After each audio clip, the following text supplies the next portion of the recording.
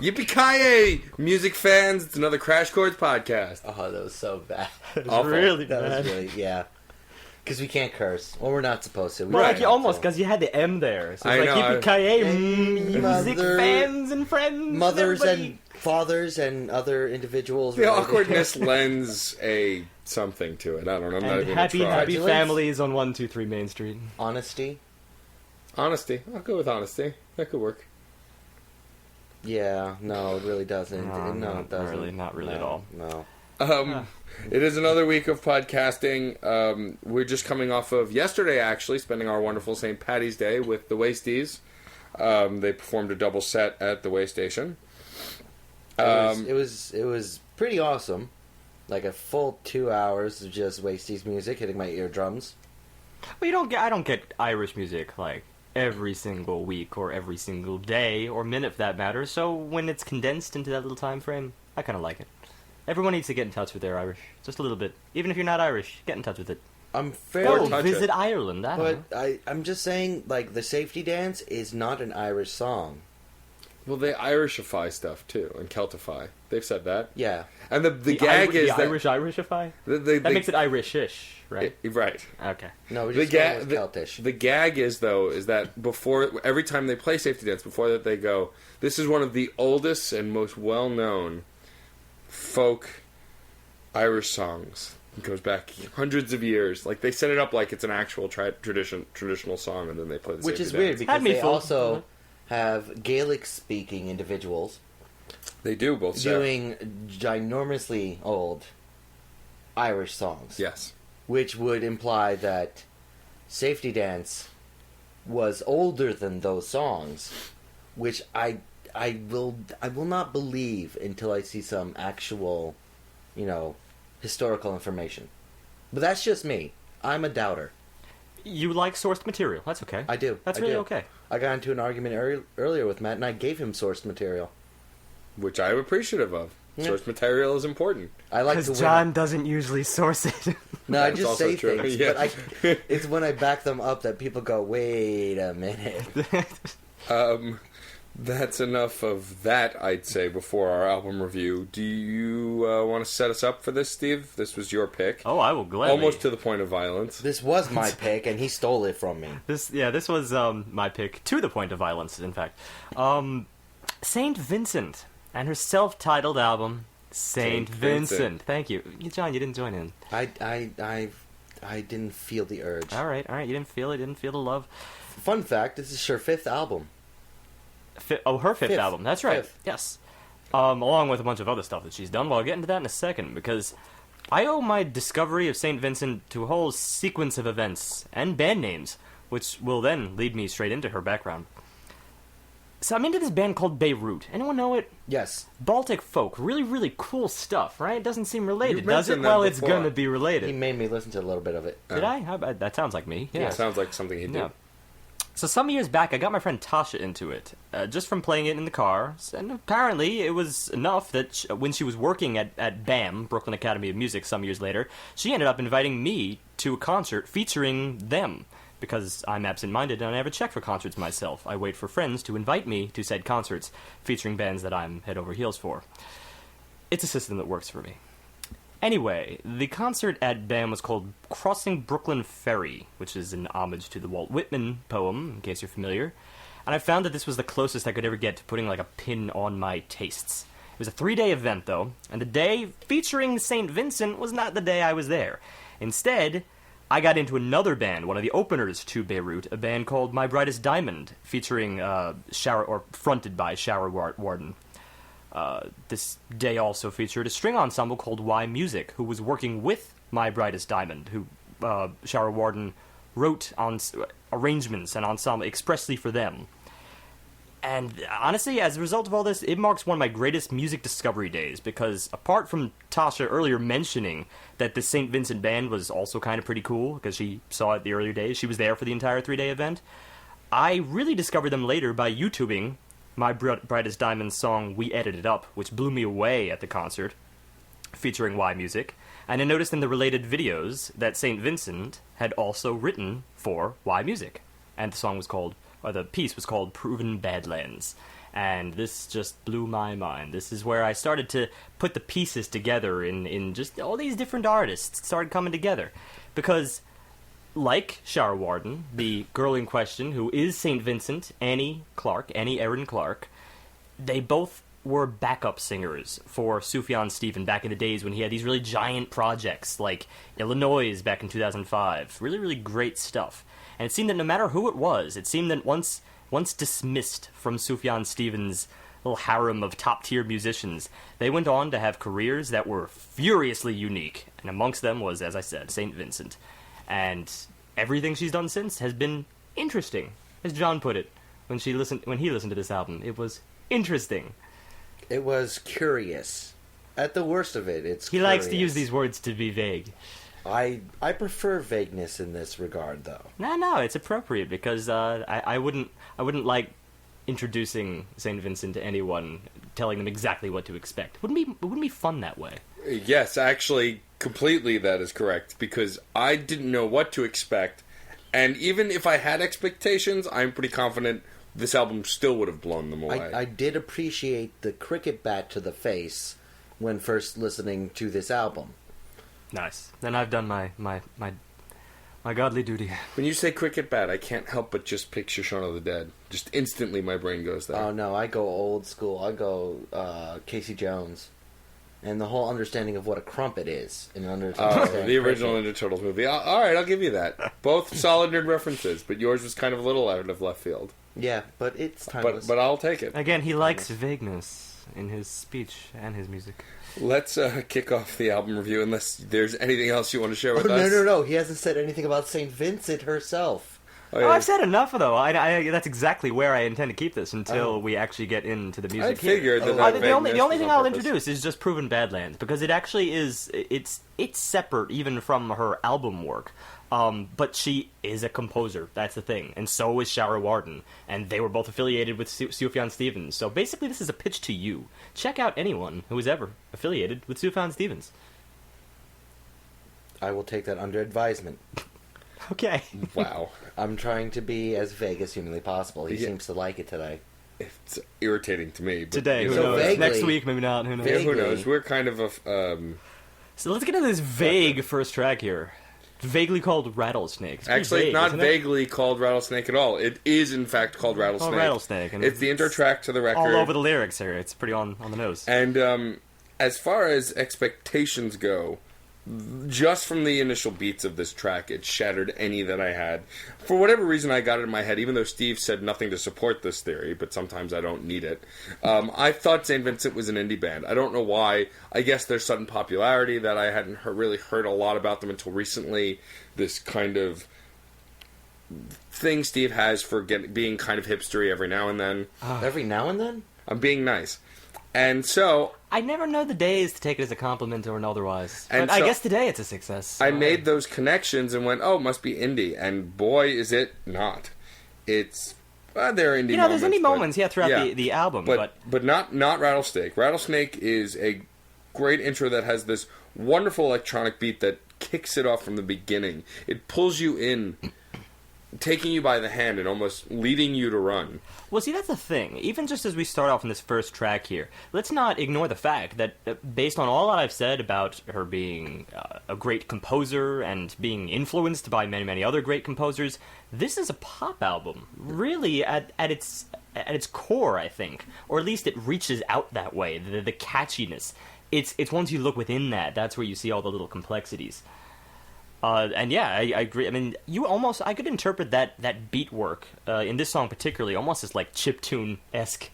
Just a No, it's just a not chiptune-esque. smidgen. It's chiptune. No, yeah, it definitely goes Well, that's in the that thing. direction. Built It's in the around that. pop electronica brand, so you're going to be getting a lot of Moog Mini Moog, I think. Well, right, and also most chiptune bands, I mean, they're working off of things that are creating MIDI music. So anything that can create MIDI sounds are going to blend and sound similar to each other. Well, here's the thing. I agree with John on one point, that at least as of the first track here, it's not so much like it reels you in with this immediate depth. I think that's the reason that I sort of labeled it a pop album, not just for that, because believe me, the depth is coming. But this is a fairly bob your head to kind of song. There's a lot of ahs and ooh. So you know what? You saying it was indie earlier on, I mean, or saying it wasn't indie and that you expected such, I would almost put that label to this. Almost. Just almost. It's off the wall and it's unique for her. At the same time, it's got that feel to it. Well, it was the digital personification of the drums. Not just the beats, the drums, the guitars. Everything had a vibration to it that's associated with the MIDI sound, but they still had a very natural feel to them. It was very present in that digital guitar outro. But the main thing is, it speaks to, lyrically, a separating oneself from technology. The whole song is about wandering away from the roadwork into where they actually keep the power lines and finding yourself alone and experiencing solitude, which is it doesn't seem to speak to any theme work yet. This is a good starting place though for what gets really built, good start for what gets built into the album as a whole though, and you have to keep that in mind. I like the fact that it introduces her character, and her character is always these little quirks that she inserts within her melodies, or her interludes. In this case, you know, those ahs, and especially the chorus, when you have that running, rattle behind me, there's this breathiness in that chorus. It's almost in sort of a sexual manner, like how rapid it is. But of course, when she alternates the words, when it's sweating, then running, you at least feel the motion there. She's involved in every word. And yes, what made this song that perked more than just my curiosity, that really started me getting into the song itself, was during this outro-ish. It's a long repetition of the running, sweating back and forth. And while we say pop, it doesn't undergo any pop formulas in its actual composition of verse and chorus. It was the additional layering. It's more in line with it than you'd think. It really is. That's another thing that holds this up as pop, I think. Not with this outro. I'm saying that this is unique. And it was the outros are actually, yeah. It was that and the additional layering that took what had become a little stale for me beat-wise. It was starting to wear on me throughout the earlier two-thirds of the song. But it was that additional layering and complexity that was being introduced here that ended with that guitar outro that I really started enjoying myself. Well, you know what? You bring me to a good point, and I think I'm going to use this as a bit of a jumping off for the next track and the later parts of the album. I'm not ready All right, for you that go yet. first, then. So the one thing I wanted to say, though, is that while I know that you guys had some minor issues with this track and that it wasn't as engaging as the later tracks that came, the thing that this track did is exactly what a great intro does. And I know that we throw around how good an intro was, or classic intro, and all that BS constantly. But what it really personifies for me here is it leads me by the hand gingerly enough for me to willingly move forward. There's nothing in this track that thrusts me into anything. It allows me to calmly walk through the track, enjoying my surroundings, and choosing to move forward. And what really does it is that steady, great beat, the great flow and scratch that comes later, and then that solid outro is the shove into the pool. But see, that's the thing. Any pop song could do that, and I feel like this takes it just the next step, because there's a sense of reservation that I get here on this album regarding her what she wants to do, especially when you compare it against some other of her compositions.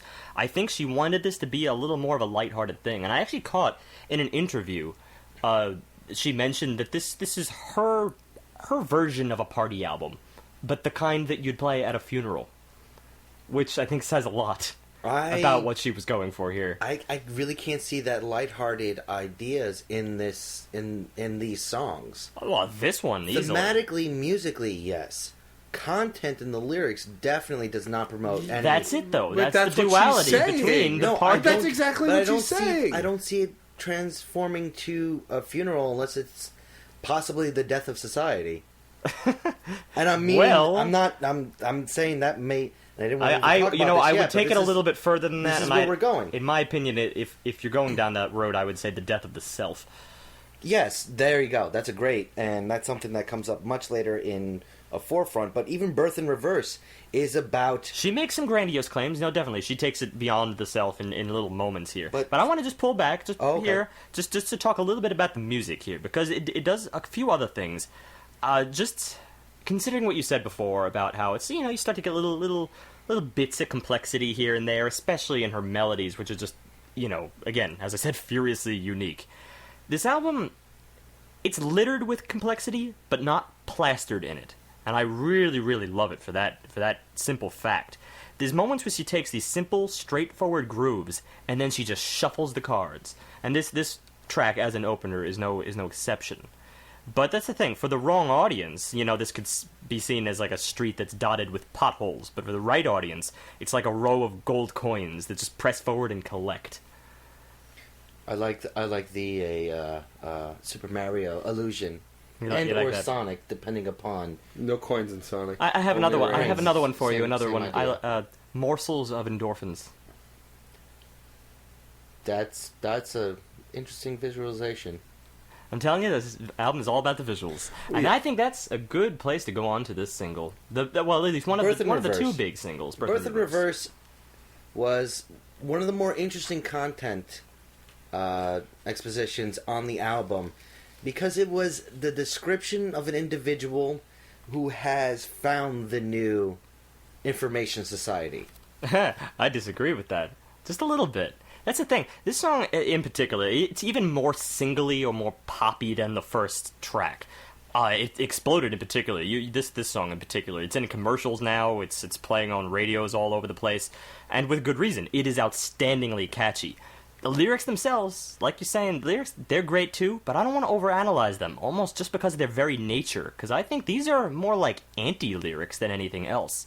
No. From the verse to the chorus, now listen, it's all, oh, what an ordinary day, take out the garbage, masturbate, I'm holding for the laugh, the dogs will bark, let 'em bark, the birds will cry, let 'em cry, here's my report from the edge.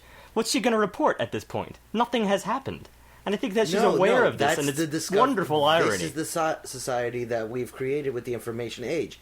She's looking at the real world and seeing nothing, and being enamored with nothing because everything is now online. Well, that's why I just disagree with you on the point that it's any kind of new. Well, I don't think we're really quite at the online business right here. I think it's more that there's nothing quite to say. No, the chorus, like a birth in reverse, what I saw through the blinds, you could say that I'm saying phenomenal lies.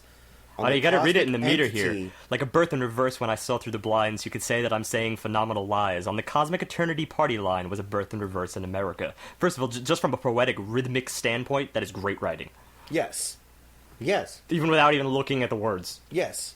But the whole thing is, it is describing the, not destruction, but decreation of America. Yes. In a sense. In a Yes. sense. No, I'll go with you a little bit there. But there's a reason I didn't want to overanalyze these lyrics. No. Because this is the thing. No, That's my favorite part of this album. This is the thing. Oh, I mean the lyrics, particularly in this song. Lyrics later in the album, we will definitely analyze. We'll get to that. But at this point, when you consider birth in reverse, of course that's death, essentially. It's her way of putting death. No, yeah, it is. It's not destruction, it's decreation. No, it's death. Because I saw an interview, she said it was death. Sorry, I shot you down there. But it's true. Birth in reverse. It's just a quirky way of saying death. It's the way she puts it, at least. And while I know that you guys are going back and forth about constructing or deconstructing the lyrics, I really want to take a moment to focus on the music here. I'm going to get to it in just a second here. Really stealing my thunder? First time I actually want to talk about the music first and have points to make? All right, we'll trade. Go for it. How about the heavy I'll levels come back. of distortion used on the actual instrumentation I found to be extremely beautiful in this song. And The guitar interludes were just pure enjoyment for me. That's the biggest part. The guitar interludes. That, of course. That was the most beautiful aspect She's of a this guitarist at heart, so I had to, I'm glad I got that. And yes, and I agree with that, but I hadn't even gotten to that yet, because this is a point in the song. This song is the first point in the album where I wanted to reach into my computer and pull out the drum machine and make out with it. That's a little bit difficult, because the speed it was going at, you probably would have lost the lip. Probably. But you really get a sense of how... And it's to what you were speaking about in the first track. She knows what to do with this music, and even though it's complicated, it's not cluttered and uncomprehendable. In fact, sometimes it's complex in its simplicity. And the way that these beats are looping and integrating together makes for a great rhythm that at its base is still not that complicated. It's what she does with it and how she mixes. There's not a lot of complication. Actually, it's really only at the end that we get quite a bit of complication. I'm going to get to that in a second, but this is what I'm talking about. See, there's not much more to say about the music here than the lyrics, because it's almost like when you just look at that simple chorus, it's as if she's saying at the end of the day, what does it all mean? It's like she's taking these lyrics and it's some kind of metatextual commentary on how lyrical filler actually works. Like, you could say that I'm saying phenomenal lies. The cosmic eternity party line is some kind of conference call, sort of, that everyone's everyone's trying to discuss lyrics, and all of a sudden, it just, there's really nothing to say. It's like she's just saying, you know what, I wrote this cool single, so I take these lyrics to mean shut up and enjoy the music. Well, there's nothing, and I love that there's nothing. She's aware of it, and I can see that, and the fact that she says the lyric about lies, the idea that these pop stars who are creating songs that are essentially spewing crap, and there's actually a direct reference to that. There's a song by Nickelback that they did ages ago that was one of their biggest hits, Rockstar, where they sing about doing all of these things: drugs, fights, parties, all that stuff. And the biggest flack they got, besides for being Nickelback, was that they wrote a lot of song. After that song came out, it came out that they didn't actually do a lot of that stuff they wrote about. They just wrote about it. And it was this huge thing about, well, where's that line? Like, if you're not writing a personal experience, is it okay to write about these ridiculous things that are happening, but not actually any of it be true? So that actually does. And that kind of a line reminds me of that exact situation, which is unique to a lot of pop songs, actually. Linking it up with a Nickelback song, that was a long way to go for you to make me believe that was kind of on the nose. Wow. Nickelback almost discredits the entire argument. That's the thing. Almost. That's what I wanted to say. Out. The fact that he was able to do that is the very first time I think Nickelback has been useful in the last, say, 5 years. For sure. 5. Longer. Anyway. Let's focus on the bass, because I want to talk about bass. It's like a synth that you kind of get. It's like a sine wave style bass synth throughout this track, and I think it also gave it this unique edge. Which you might say that's the bit of complexity there, just because it's not this typical bass groove. Instead, it's this pulsating back and forth kind of bass. It's almost vibrating. Like, you can feel this bass line, this rhythm of the song. Vibrating is a word that comes up a lot in this album. Everything is distorted. Everything is touched with tangible something. almost. But it's the point. No, it's the point that it's distorted ubiquitously, so you accept it. Yeah. Throughout. But it does make all of the chords, almost each note, feel like you could pluck it right out of the air. That's what I felt about this bass, actually. I feel like it punches almost past the common pop brand, I guess, of catchiness. Because it had a catchiness, to itself. Didn't feel like it was fitting into anything in particular. But another thing, just to speak about this track as a whole here, I think it was a really expertly blended pop structure with this sort of alternative stylization. And that really culminates with the breakdown. I mean, you get it throughout with these little electronic dance rhythms. It's sort of peppered, with these funky guitar interludes and everything. But the breakdown at the end is what I really feel I need to kind of break down here. From hammering on every eighth note throughout the whole entire song, everything is just pulled back to this one kick drum on the second beat. So you drop the drum machine and you just get that single kick drum second beat. It's an upbeat, while the chorus still rings out that line, America. But it doesn't fade. It just cuts after only a measure. so that the texture is sort of reduced, with the only constant just being this pulsating bass synth.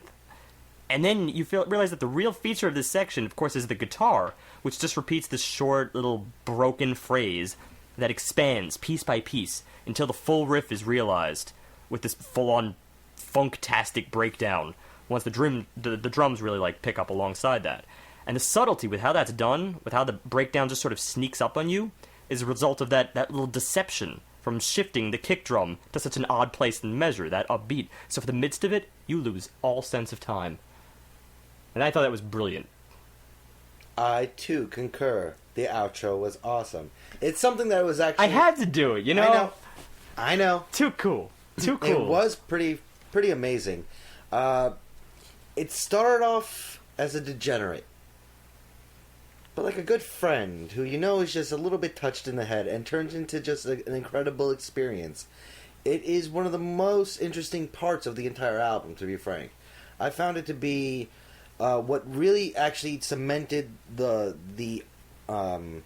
music arc for me. To actually cement the music as to be more than just a curiosity or entertaining, but to really, really start speaking to me. Because the first two songs, as a whole, I've heard similar things. Not in the same setting, but in places like electronica, in chip music, in a variety of different ways. This has, for me, just had a very familiar feel. This outro really, really changed it for me, though. That's where it cemented my love of this album. Interesting. I'm curious about that part referred to it as a degenerate. Kind of contrasting my really on-the-nose description of the outro with your abstract metaphors. It's just incredibly difficult to follow. It's unsettling. It's so many different things at once. That's why I said you sort of lose yourself, and you lose sense of time through it. But it's not that it's not difficult to follow. In fact, I lose myself in it because I'm just following. I'm not trying to keep... No. Everything else, it's just so structured. You feel the 1, 2, 3, 4, and then all of a sudden, it's deception. It's not... No, that's what I'm saying. That's always what I'm saying. That's the word itself. It never leaves deception. It. Yeah. It's both deceptive and unsettling, and that just comes together beautifully. I wouldn't personally say unsettling, but you know what? We've used that word in the unsettling in the nature. Positive context many times. The little bit scary nature. And this begins what I like to call the little golden trio of this album, tracks 3, 4, and 5, which I think are an amazing... Well, I can't say pair even. I have to say trio because they're just... I've never... It's just so rare that I hear 3 songs that are this awesome back to back and this unique from one another. So we get Prince Johnny for track 3, which it really is one of my all-time favorites here. It starts with just a little tinny backbeat, sort of overlaid with a thick but constant synth choir that never leaves. It's present throughout. And this choir, for the most part, just a series of block chords. That's when everything is open. You don't really get those density in the intervals. It's block chords. It's open, honest, bare, even exposed, kind of like the lyrics themselves, which, when combined with the slow, gorgeous melody that accompanies it, really cuts through me like a knife. Well, that's what makes the song, I think, so solid. At track 3, she brings it down a little bit. She slows it down a little.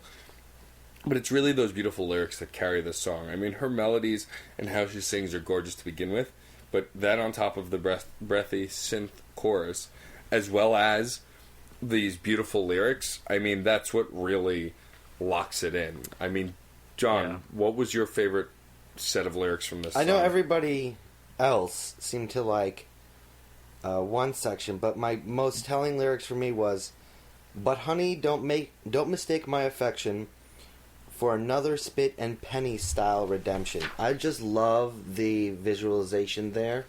Well, that's got, I mean, again, from just a writing perspective, that's got, like, alliteration all over it, mixed with the meter. It's great writing in of itself, before you even get into the meaning, which I'm about to get into right now.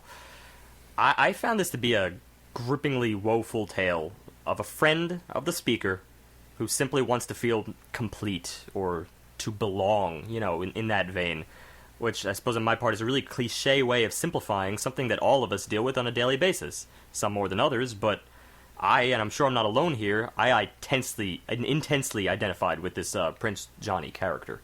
Well, the thing about also this idea of this Prince Johnny, this guy who wants to be royalty among people, yet is just trying to fit in. See, well, that's the thing. I didn't necessarily see it. Well, royalty, I suppose, amongst your own idea of what royalty is, which I sort of saw just the idea of referring to him as a prince combined with Johnny, because you know how you get King John? Yeah. It's like there's a little bit of a diminished quality there. You bring it down to Prince, and John is just Johnny.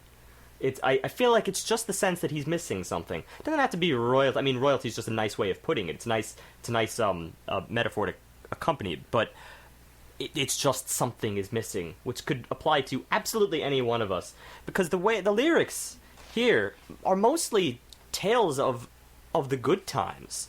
They're mostly tales of all the things you want to remember. I mean, just considering, remember the time we went and snorted that piece of the Berlin Wall that you'd extorted?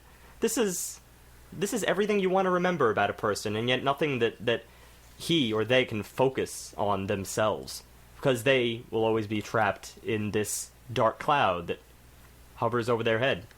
You just can't pull them free. The word is malaise. Malaise is the exact word. And I think that's something that everyone can identify with is that one friend or more who is just can't get out of that funk, and you watch them slowly destroy themselves. And it's never easy. It's probably harder than self-destruction, just because, I feel anyway, powerlessness is one of my greatest fears, and it's almost unbearable. Oh, it gets even more unbearable. But that's the thing. For the majority of this, it's telling of the good times. The verses tell of the good times. Everything seems sort of normal on the exterior. And then we get the chorus, and this is where I think it got me. Whew. The cry is, "Saw you pray to all to make you a real boy." This is sort of silent misery. Just the idea of picturing someone praying, almost on the verge of sobbing, and this is relevant within the music itself.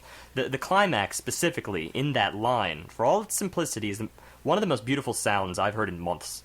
Those block chords, they move from the home of just G major to A minor, the second or the ninth for that key, and then while the choir rings out A minor, she sings this climax of the line, "Saw you pray to all," stressing that word, and fluctuating on it from B to A, B to A, D to B, B to A, like spasms from sobbing. And again, I just pictured someone praying and sobbing to all, that word choice there, as if praying to no one in particular, like no one can help him, powerlessness, as you said. And it filled me with tears, by proxy. And what made that moment even more powerful is shortly after that moment, we hit a point around the middle of the song, around 2 minutes and 45 seconds, where for just a brief moment, I think no more than 5 seconds, if even that long, everything drops out. Or just about everything. I think just there was a bass line of sound, but from all the cacophony that was going on to have this emotional impact, she drops most of it out. Later on, there's a dropout that's complete silence, but here, most of the instruments drop out and then come back in, and it lasts a few seconds. It was an amazing use of silence. It was so precise, and that's something I'm going to say a lot about this album, is that it may be catchy, like a lot of pop music is, but it's also so precise in her execution of where she places the instruments, when she removes them, and how she mixes them. And that's what really makes it stand out. Agreed, and this song is a because shining example. It gave me a bit of an image that I had considered even just the first time I listened to this. I consider, even before I had even really thought about, what is going through this Prince Johnny's head.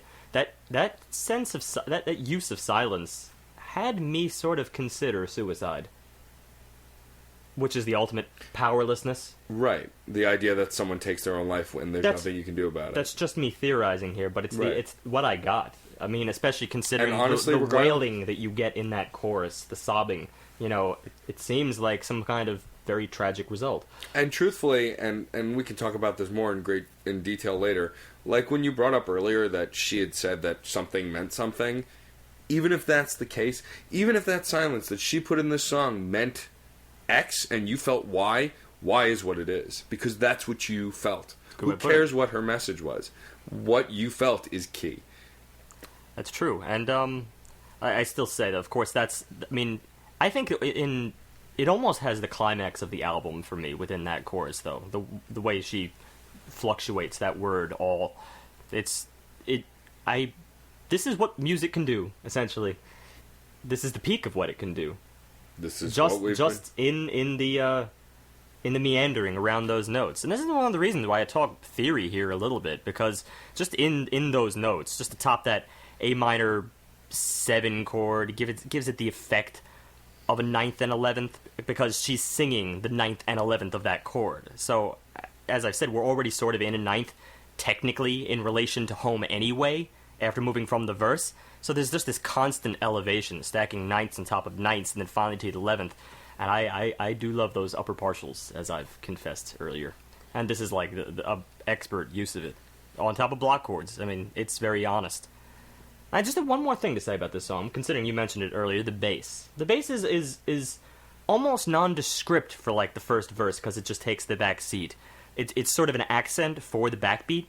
It's punchy, but in the chorus, it takes on sort of a funky role. Mm-hmm. So you get funk on top of this profound sadness, which I think really fits in perfectly to that quote of hers, a party album that you'd play at a funeral. Because I could jam to this. I could cry to this, and I could jam to it, which I did at my piano.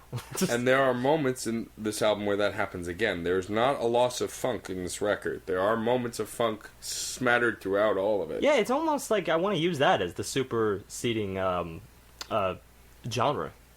Funk? No. I would talk out of that just because I feel like there's so many elements. I feel like pop is the best way to describe it in the actual meaning of pop. That it's a popular music that pulls from a little bit of everything. Yeah, right. There's too You're much. Right about that. There's so many influences of classic rock, 80s, hair metal. We get that later, but we only actually get it a couple times. But it loses a lot There's of the smattering fun of instrumentation for the other stuff that applies to multiple genres.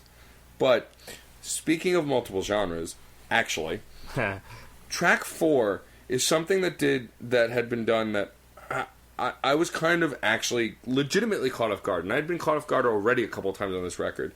But this song starts with, I have wrote almost, but it's not almost. After talking to Steve, it starts with a very distinct hip-hop influenced beat. Yeah, it's a straight-up backbeat. I mean, there's backbeats even since the beginning of this album, but this is definitely hip-hop influenced. Very engrossing, actually. And you would think, hearing a beat like this to start a song, that it would go into some kind of spoken word or spoken lyric. But no, she comes in with a smooth melody that harmonically, I don't even know how to describe it, but it resonates so powerfully over this very hip-hop beat. The dissonance, that's what I was looking for. The dissonance is what's really polarizing and engrossing about the beginning of the song. And it's just started, and you get all of this. Oh, yeah. It hits the ground running. This is gonna... I mean, one of the reasons for this, of course, once we get into the lyrics here, which I think are some of the most brilliant, I mean, as if anything could have topped those lyrics from Prince Johnny, this at least matches it to me. And it again, hit really, really close to home for me. I'm going to describe this simply by isolating a single line here. Oh, it was a lonely, lonely winter. That's essentially the core of the song. Because when you look at everything else she's describing, it is snapshots of the internet. It is alone with yourself and a computer, something that would have been really, really foreign to anybody 20 years ago, but now it's kind of a common... It's almost ubiquitous. It is definitely ubiquitous. This is the way modern society deals with repression, deals with inward thinking, introversion. This is essentially it, and the imagery here, feelings flashcards. No, you're saying it wrong. Feelings, flashcards, fake knife, real ketchup. This is a very everything is a pair. Everything is a pair. Very important. Cardboard cutthroats. This This is some of the most visceral lyrics I've heard in probably easily since the heist. It is a description of the faux society the information age has created. It is very simple musically, but captures that kind of flitty back and forth kind of a nature of internet browsing, of getting into a gotta click here kind of it's different mentality. aspects of the internet. This Flashcards, I immediately think emoticon. Exactly. It's a simplistic way of displaying something that, by all rights, should be the most complicated thing we can possibly convey as a human being: our emotions. The kind of thing we could never really program into AI, and instead we're using bits and bytes to convey it for us. But when you think because about we're it, incapable of doing it ourselves. The idea of an emoticon and the fact that we thought that emotions were the most complicated thing, yet well-made emoticons that have some kind of graphic image actually very well convey over the internet what someone's feeling at a very basic, specific level. Yet That's a flashcard, though. Yes, yet exactly. They're still hollow. Saying LOL on the internet, yes, someone is complimenting you on saying something funny. Yet hearing someone laughing at a joke is immensely different and immensely more satisfying. Absolutely. Agreed. The key to this song, because it's almost like a 3-part piece, is after we get our repetition of, oh, it was a lonely, lonely winter, there is such a destructive tonal shift that, in essence, belies the entire faux society that the first part of the song is creating and presenting it to you with entombed in the shrine of zeros and ones, you know, with fatherless features, you motherless creatures, you know, in perpetual night, oh, it's terribly frightening, you know. That just gives, to me, so much imagery of the anonymity, the Well, I need to the rewind. very fact of what the internet allows people to do. I need to rewind to your word destructive, because destructive tonal shift is the words you Not so destructive as in astutely destroying, chose. and not destroying the actual music, but creating something that was flirty and turning it into something dangerous. That's kind of where I disagree a little bit. I think this was actually going from something that was in a despair, sort of, or a kind of journal that you would write out of despair, and it went into something that was almost an ironic celebration, especially considering the tone was almost that of a gospel. Oh, I'm skipping a whole section. Oh, you're skipping I'm a lot. skipping a whole section. By jumping into this final... This is the thing. This song is essentially 2 songs, almost. It's Yeah. divided between a distinct Part A and Part B. So I want to rewind to Part A a little bit and immerse myself into this sort of... This song of despair, again. Which again, is highlighted by that line, oh, it was a lonely, lonely winter. This is the thing. This song rings true to me, of course, it rings true to a lot of people. There's some people that can do this, that can sink into this kind of internet immersion for months and months on end, and do it, not even think about it, because that's how we are sort of training, I guess, are used to accept it, or no one's really doing anything about it. It just happened, and that's really all you can say. But that's the thing, I'm used to being a little more of a social person, but then again, I did this, in a sense, this winter, probably for the first time in my life, just sort of removed, and of course, what's left? Well, the internet. It can be kind of deadening. Really deadening. The thing, we all have our reasons to retreat into ourselves, at least for a while, but it's essentially paralysis, and it's a little bit deceptive these days, because the internet can make you feel involved. It can make you feel as if, you're in touch with the news. You're in touch with everything else. This is the kind of thing, though, that when Emily Dickinson did this herself back in, like, the late 19th century, people started to think she was a little bit nuts. But now we can do it and get away with it these days because of a thing called the internet. Well, I think that's fascinating how she explores, cowboys of information. All of it, it's running to us. We don't have to go out and seek it. we receive it.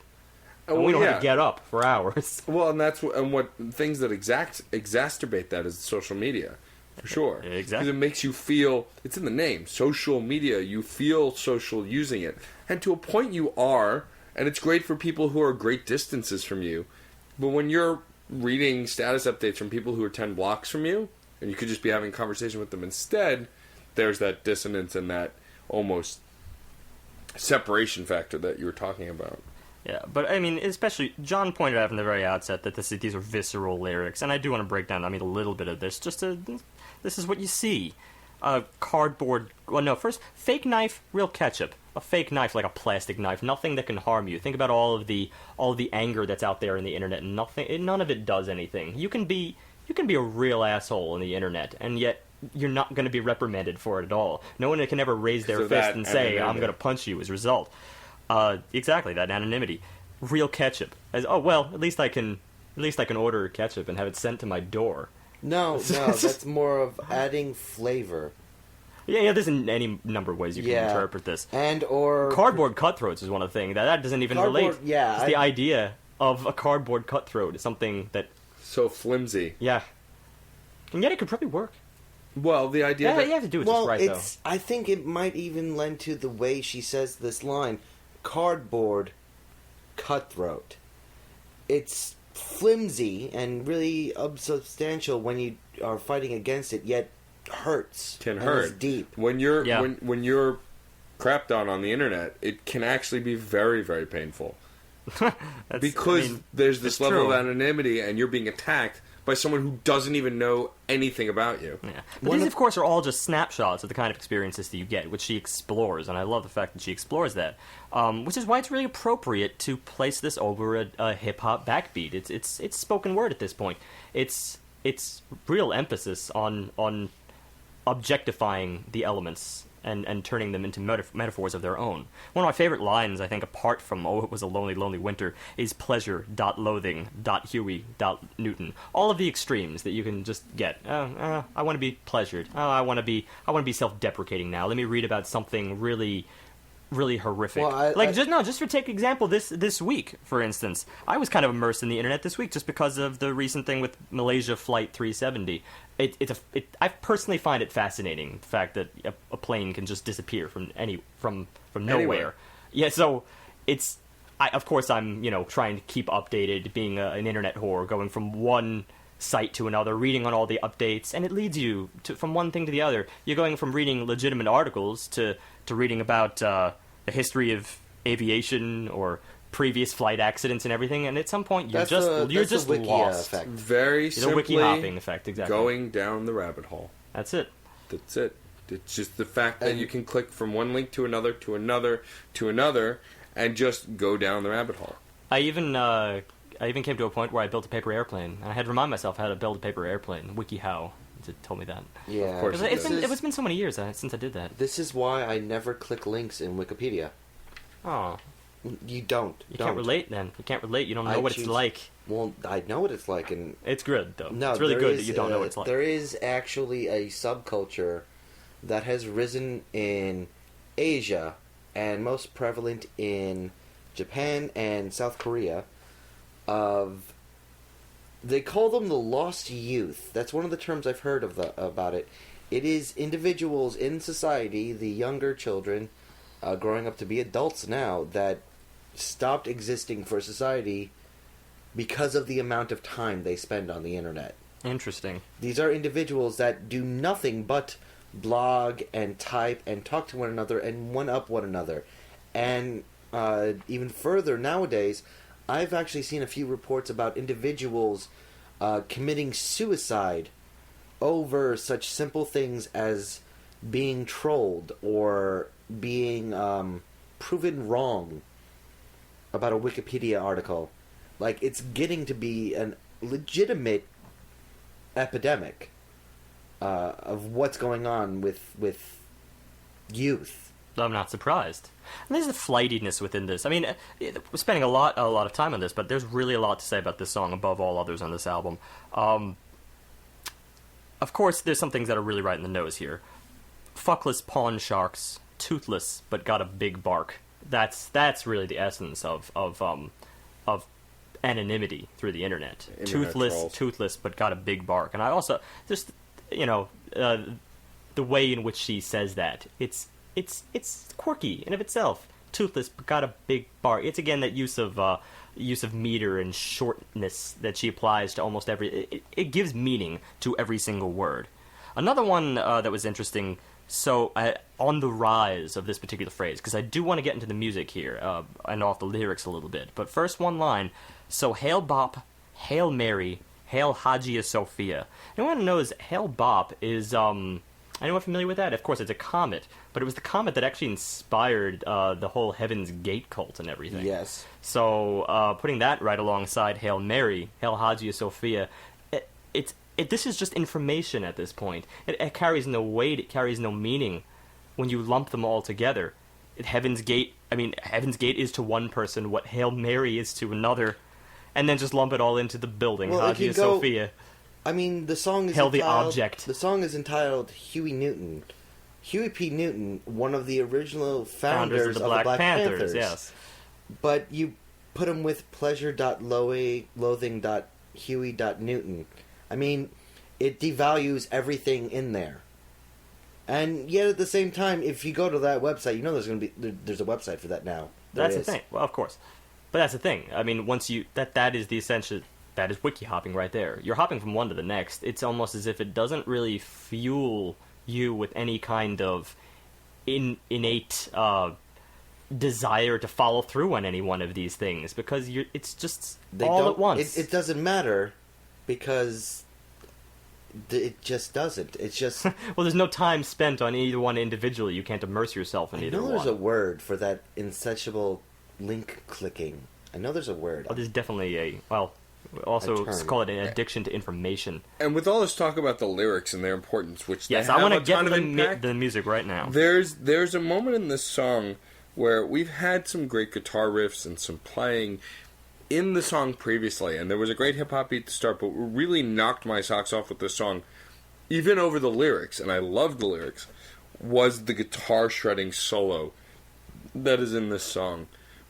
There's a shred on this guitar that rivals some of the best metal bands I've heard. It's one of those things to just kind of really bring this song home. You know, that was in the B section, and the funny thing is that I was almost more involved in the A section. Of course, I do think that B section, the reason it sounds sort of gospel-y, but that is a perfect base with which to have your heavy guitar solos you're shredding on top of, because many metal bands have done that. Either case, I kind of liked the mystery of part A just a little bit more than I liked the build-up. Because it wasn't really a build-up. Remember, it's a dramatic shift, as you said, from part A to part B. But part A is much more graceful, in my opinion. Because, as I said, it's entrenched in that despair. And what you get alongside that, the two build-ups, in fact, to "Oh, It Was a Lonely, Lonely Winter." First, it's downright defeatist. The first time it's iterated. Or actually, no, it was excuse me. Pleasure.loathing.huey.newton. And right there she ends on the 7th. And that was one of the moments where I felt utterly defeatist within this, as if she's just right there in the thick of it, can't escape. Kind of similar to the previous song, Prince Johnny.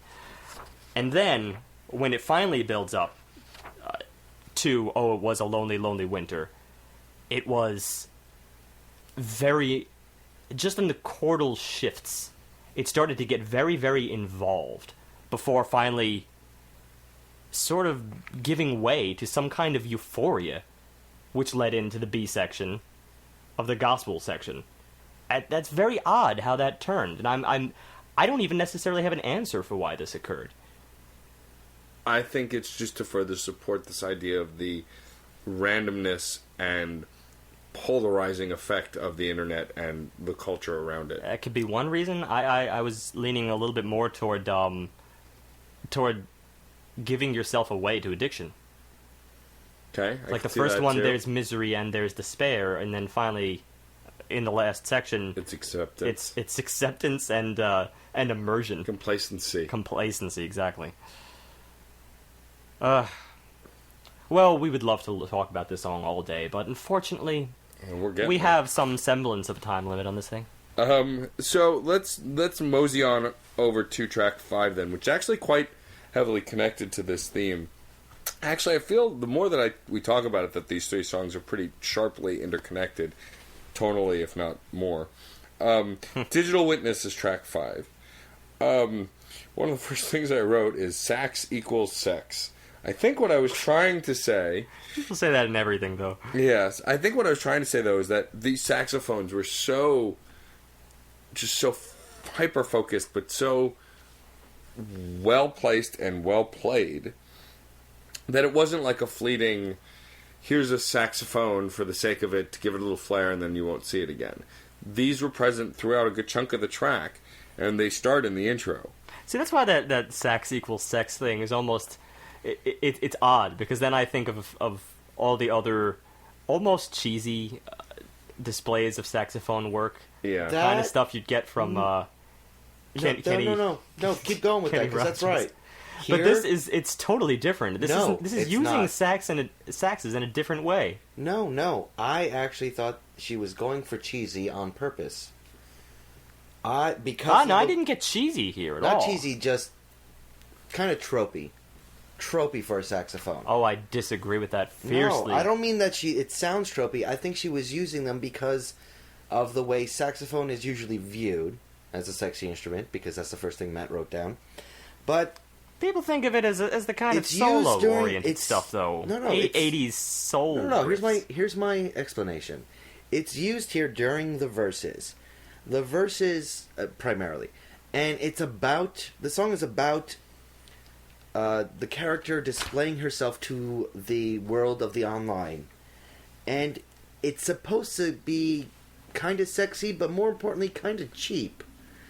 And while the sax is really, really good, it does give that kind of an emotional feel for me. Yeah, I interpret this a little bit differently, especially considering just the basic pre-chorus here. People turn the TV on, looks just like a window. People turn the TV on, looks just like a window. Eventually culminating in people turn the TV out, they throw it out the window. This is actually a pretty good release from the previous song, especially if you compare the TV at all to the internet, which it's very easy to do. It was sort of the last generation's immersion and Addiction introversion, box. Exactly. But here... I had an interesting experience with this song. I was exposed to it a little bit earlier than I actually was exposed to the album. Our friend Amanda had actually shared it with me, and I was sort of bemused by it at first. She wanted to know, just based on, what do I think of St. Vincent based on this one song, which is just one way to represent this album of a variety of extremes. But that's the thing, I was definitely into it, but I resolved not to really immerse myself into it until the album. And I do think the context of the album makes it a little bit better when you consider the meaning behind those lyrics now. Since then, I've been thoroughly addicted to this. Fun little fact. Pretty sure it's in Mixolydian here. I know I like to stress those little modes, and this one is. I stress that because the main riff here of this song is those saxes that sort of hammer on the B flat before resolving to C major, which is odd, as you get that seventh as opposed to... flat seventh, excuse me, instead of just a seventh. So it's a fairly carefree major feel, because Mixolydian is so close to major, but then with just that little flat 7 added, that gives it sort of the essence of this song's quirkiness. Just a little bit off from feeling entirely major, entirely happy. But it's those saxes that really drive it.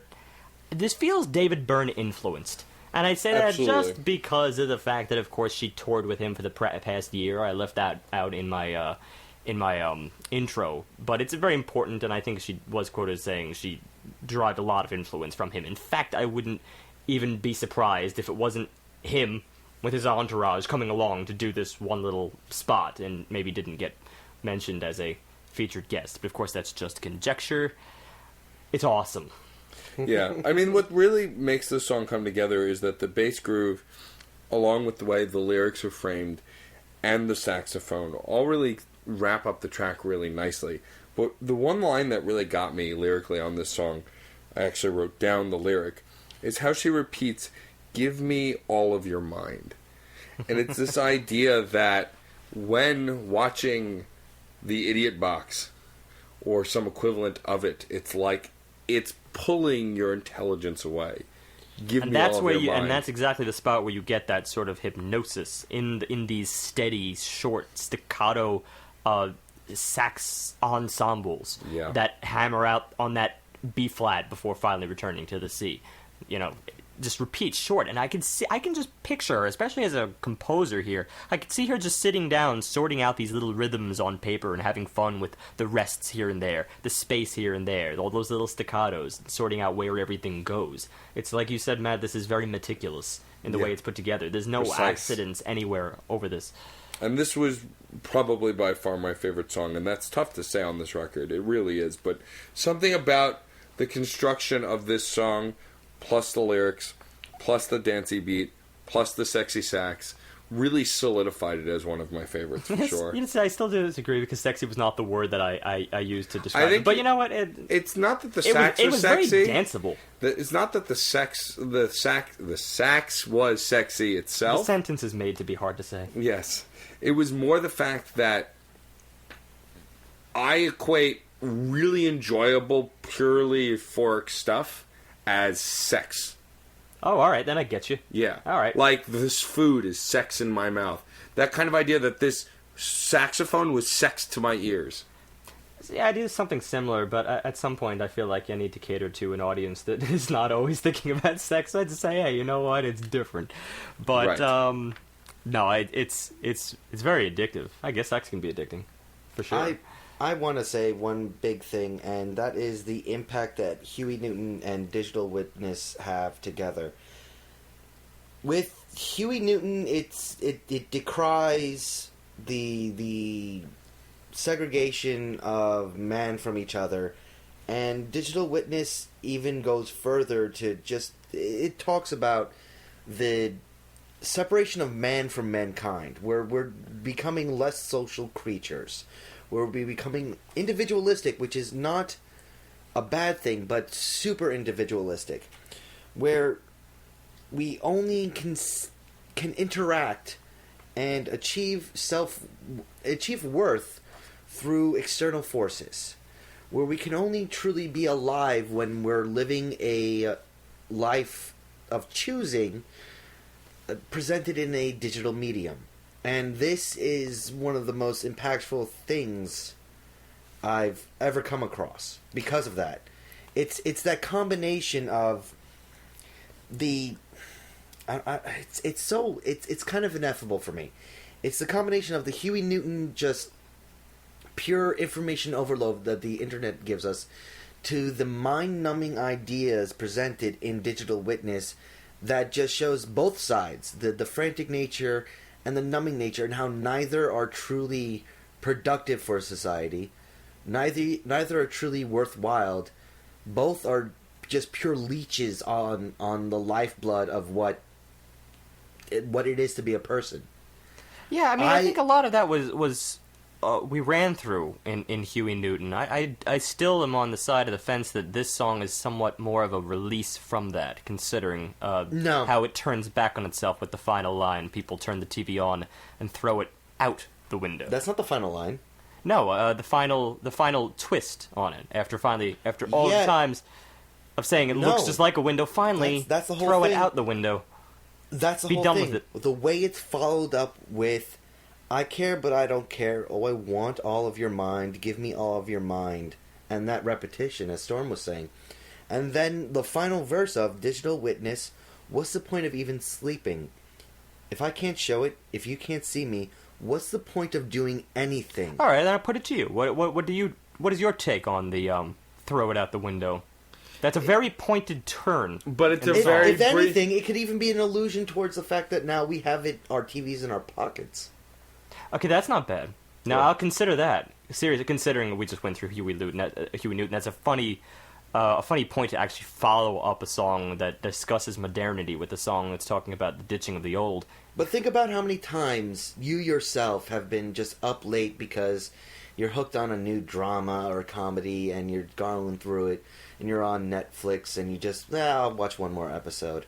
or you're on YouTube, I'll watch one more video, or you're on such and such, and you're like, oh, I'll see one more dancing cat, or demotivational poster, or this, that, or the other. Yeah, thing. I'm not proposing there was too much emphasis here placed on song organization or track organization within this. I would perceive this as if that was truly the reason, I would perceive this as perhaps maybe should have preceded Huey Newton. No, but, I'd like the fact that it is the opposite. A nice homage. Yeah. You know what's also good about that is that means you can look back on it and kind of laugh. The TV. And that's kind of what this song is doing front to back, which was what makes it so enjoyable. Some kind of dance to honor the era of the TV. Yeah. And this mind-sucking leech that's starting to get further from our lives, yet hasn't really gone anywhere because we replaced it with the computer and the internet and all that stuff and Exactly, There's a lot to go into here. But that's a funny thing, though. But it's what because, I do have to say, because of these two songs that I am now a true believer in St. Vincent.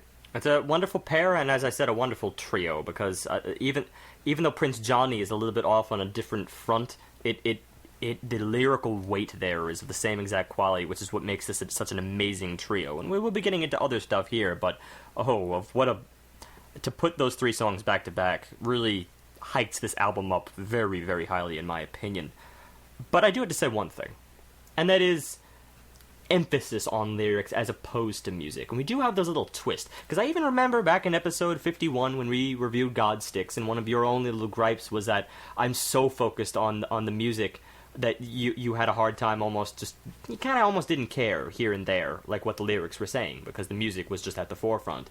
And I take your point there. I almost like lyrics that are in that vein, but it goes back and forth on this album. It's not so much like that's the entire album here. Oh, we're getting the best of both worlds here. We're getting the best of both worlds, no, only in a few songs. But I actually would argue that in this song in particular, it's a lot more God Sticks oriented, because in this song, I care a little more about the music, to be honest. I'm so engrossed with that sax riff.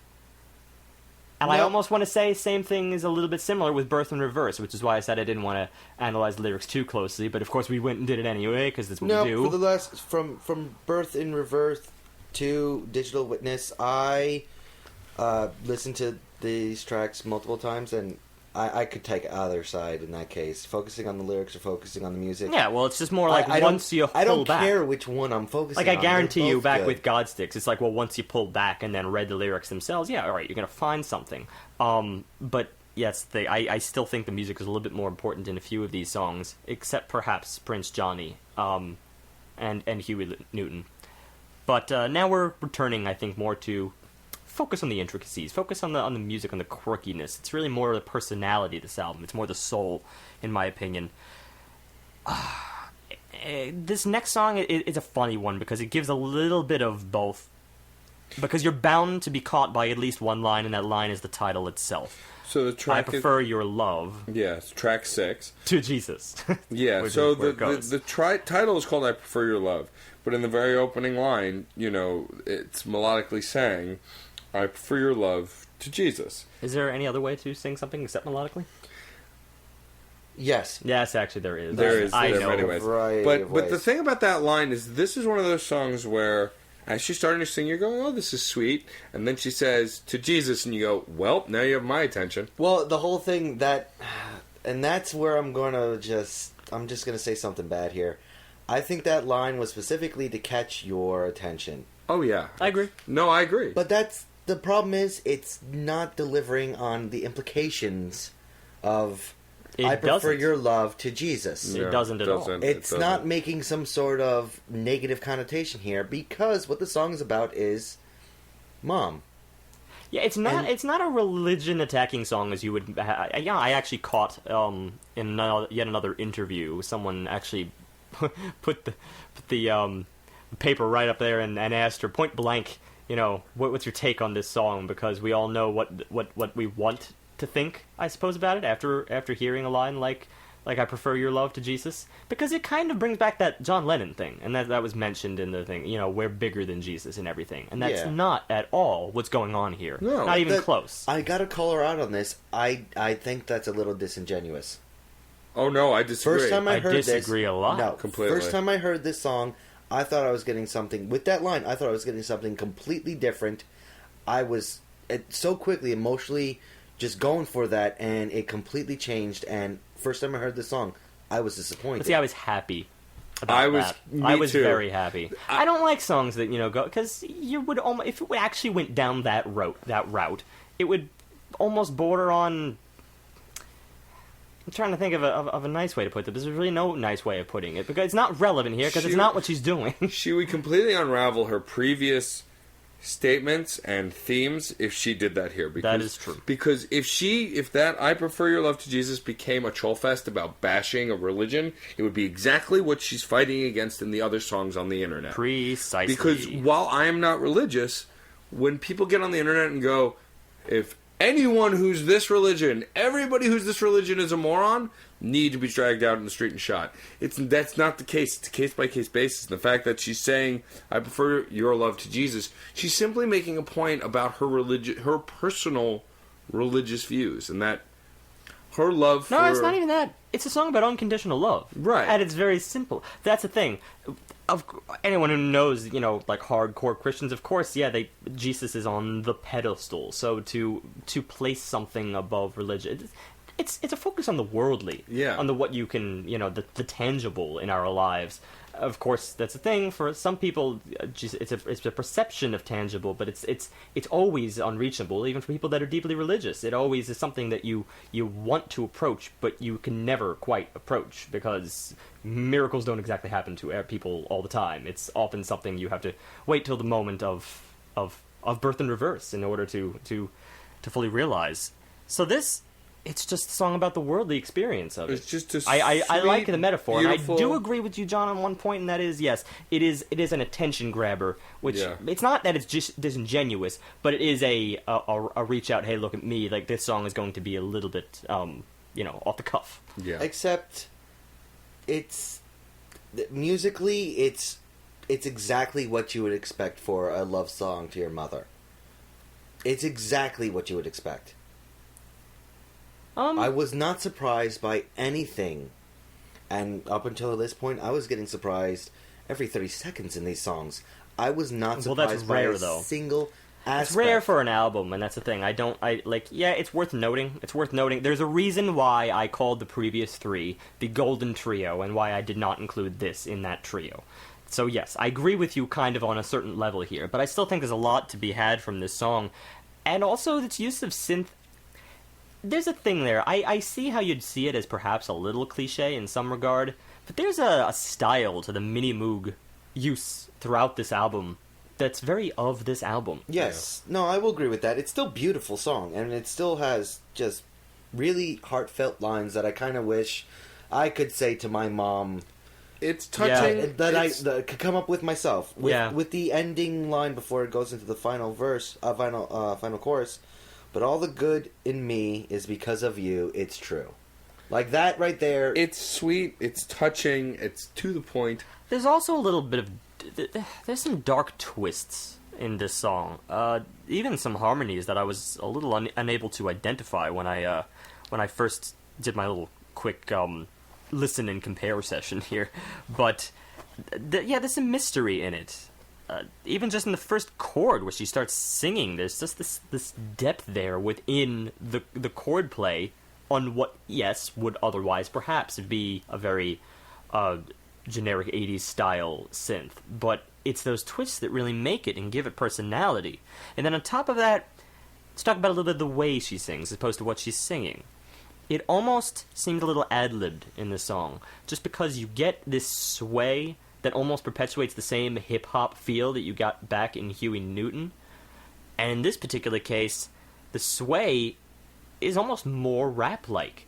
The way in which certain lines here, there's a meter there where she's in between the beats, not exactly falling on it. Or if it is, it's this very loose triplet or quadruplet kind of thing. It's all over the place a little bit in the way she sings. See, and that darkness contrasts it. I rather like that. I'd say it's looser, but improvisational. I don't know that I'd go that far. No, it's just it's a way of me putting, because it's somewhere in between. It doesn't feel as precise as other things were on the record.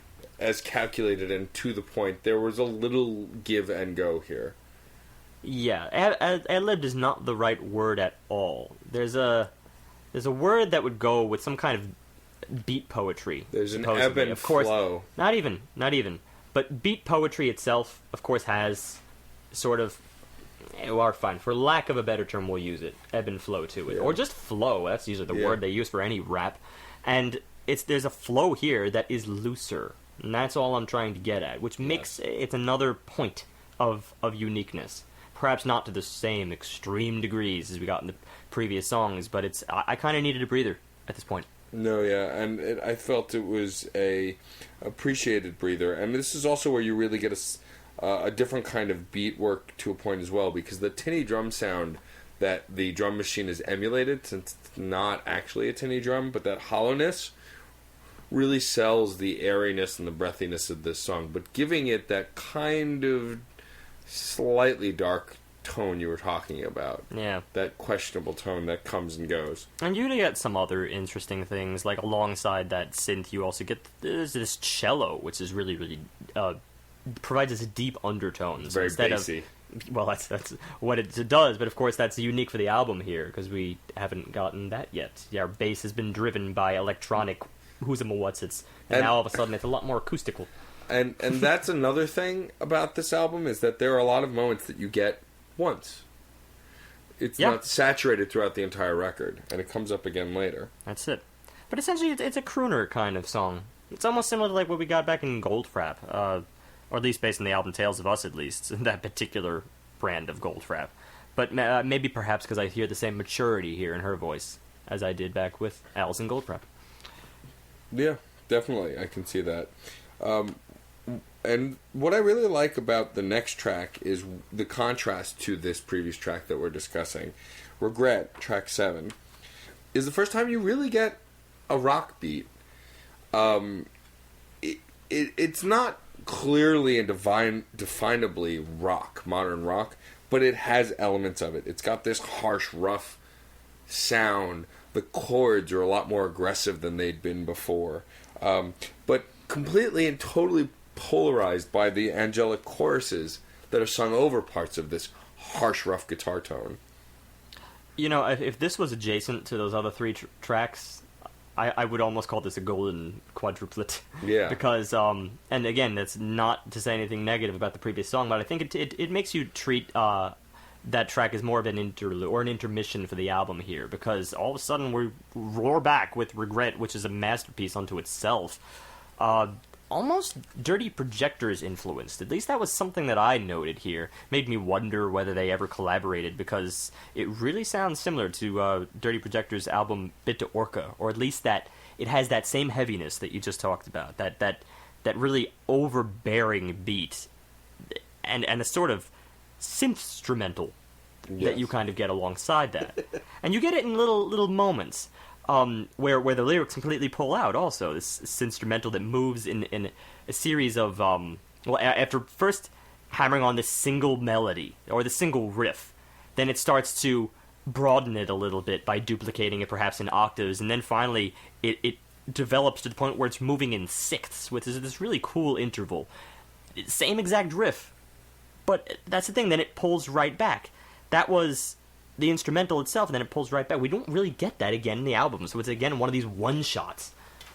The album is littered with one-shots. But I really like that it does that. It's unique. A lot of albums, if there's a theme or a sound, it gets done to death in some records. And the fact that they just give a little, just enough to whet your appetite, and then move on to the next thing. True, or another thing we tend to encounter is the case where we receive a bit part that isn't related to anything at all, which unfortunately you don't treat that kind of thing as being something unique and fulfilling and surprising. Instead, you treat it as like a what the hell just happened. Everything here is intertwined with the music, and yet still it's surprises within a method of kind.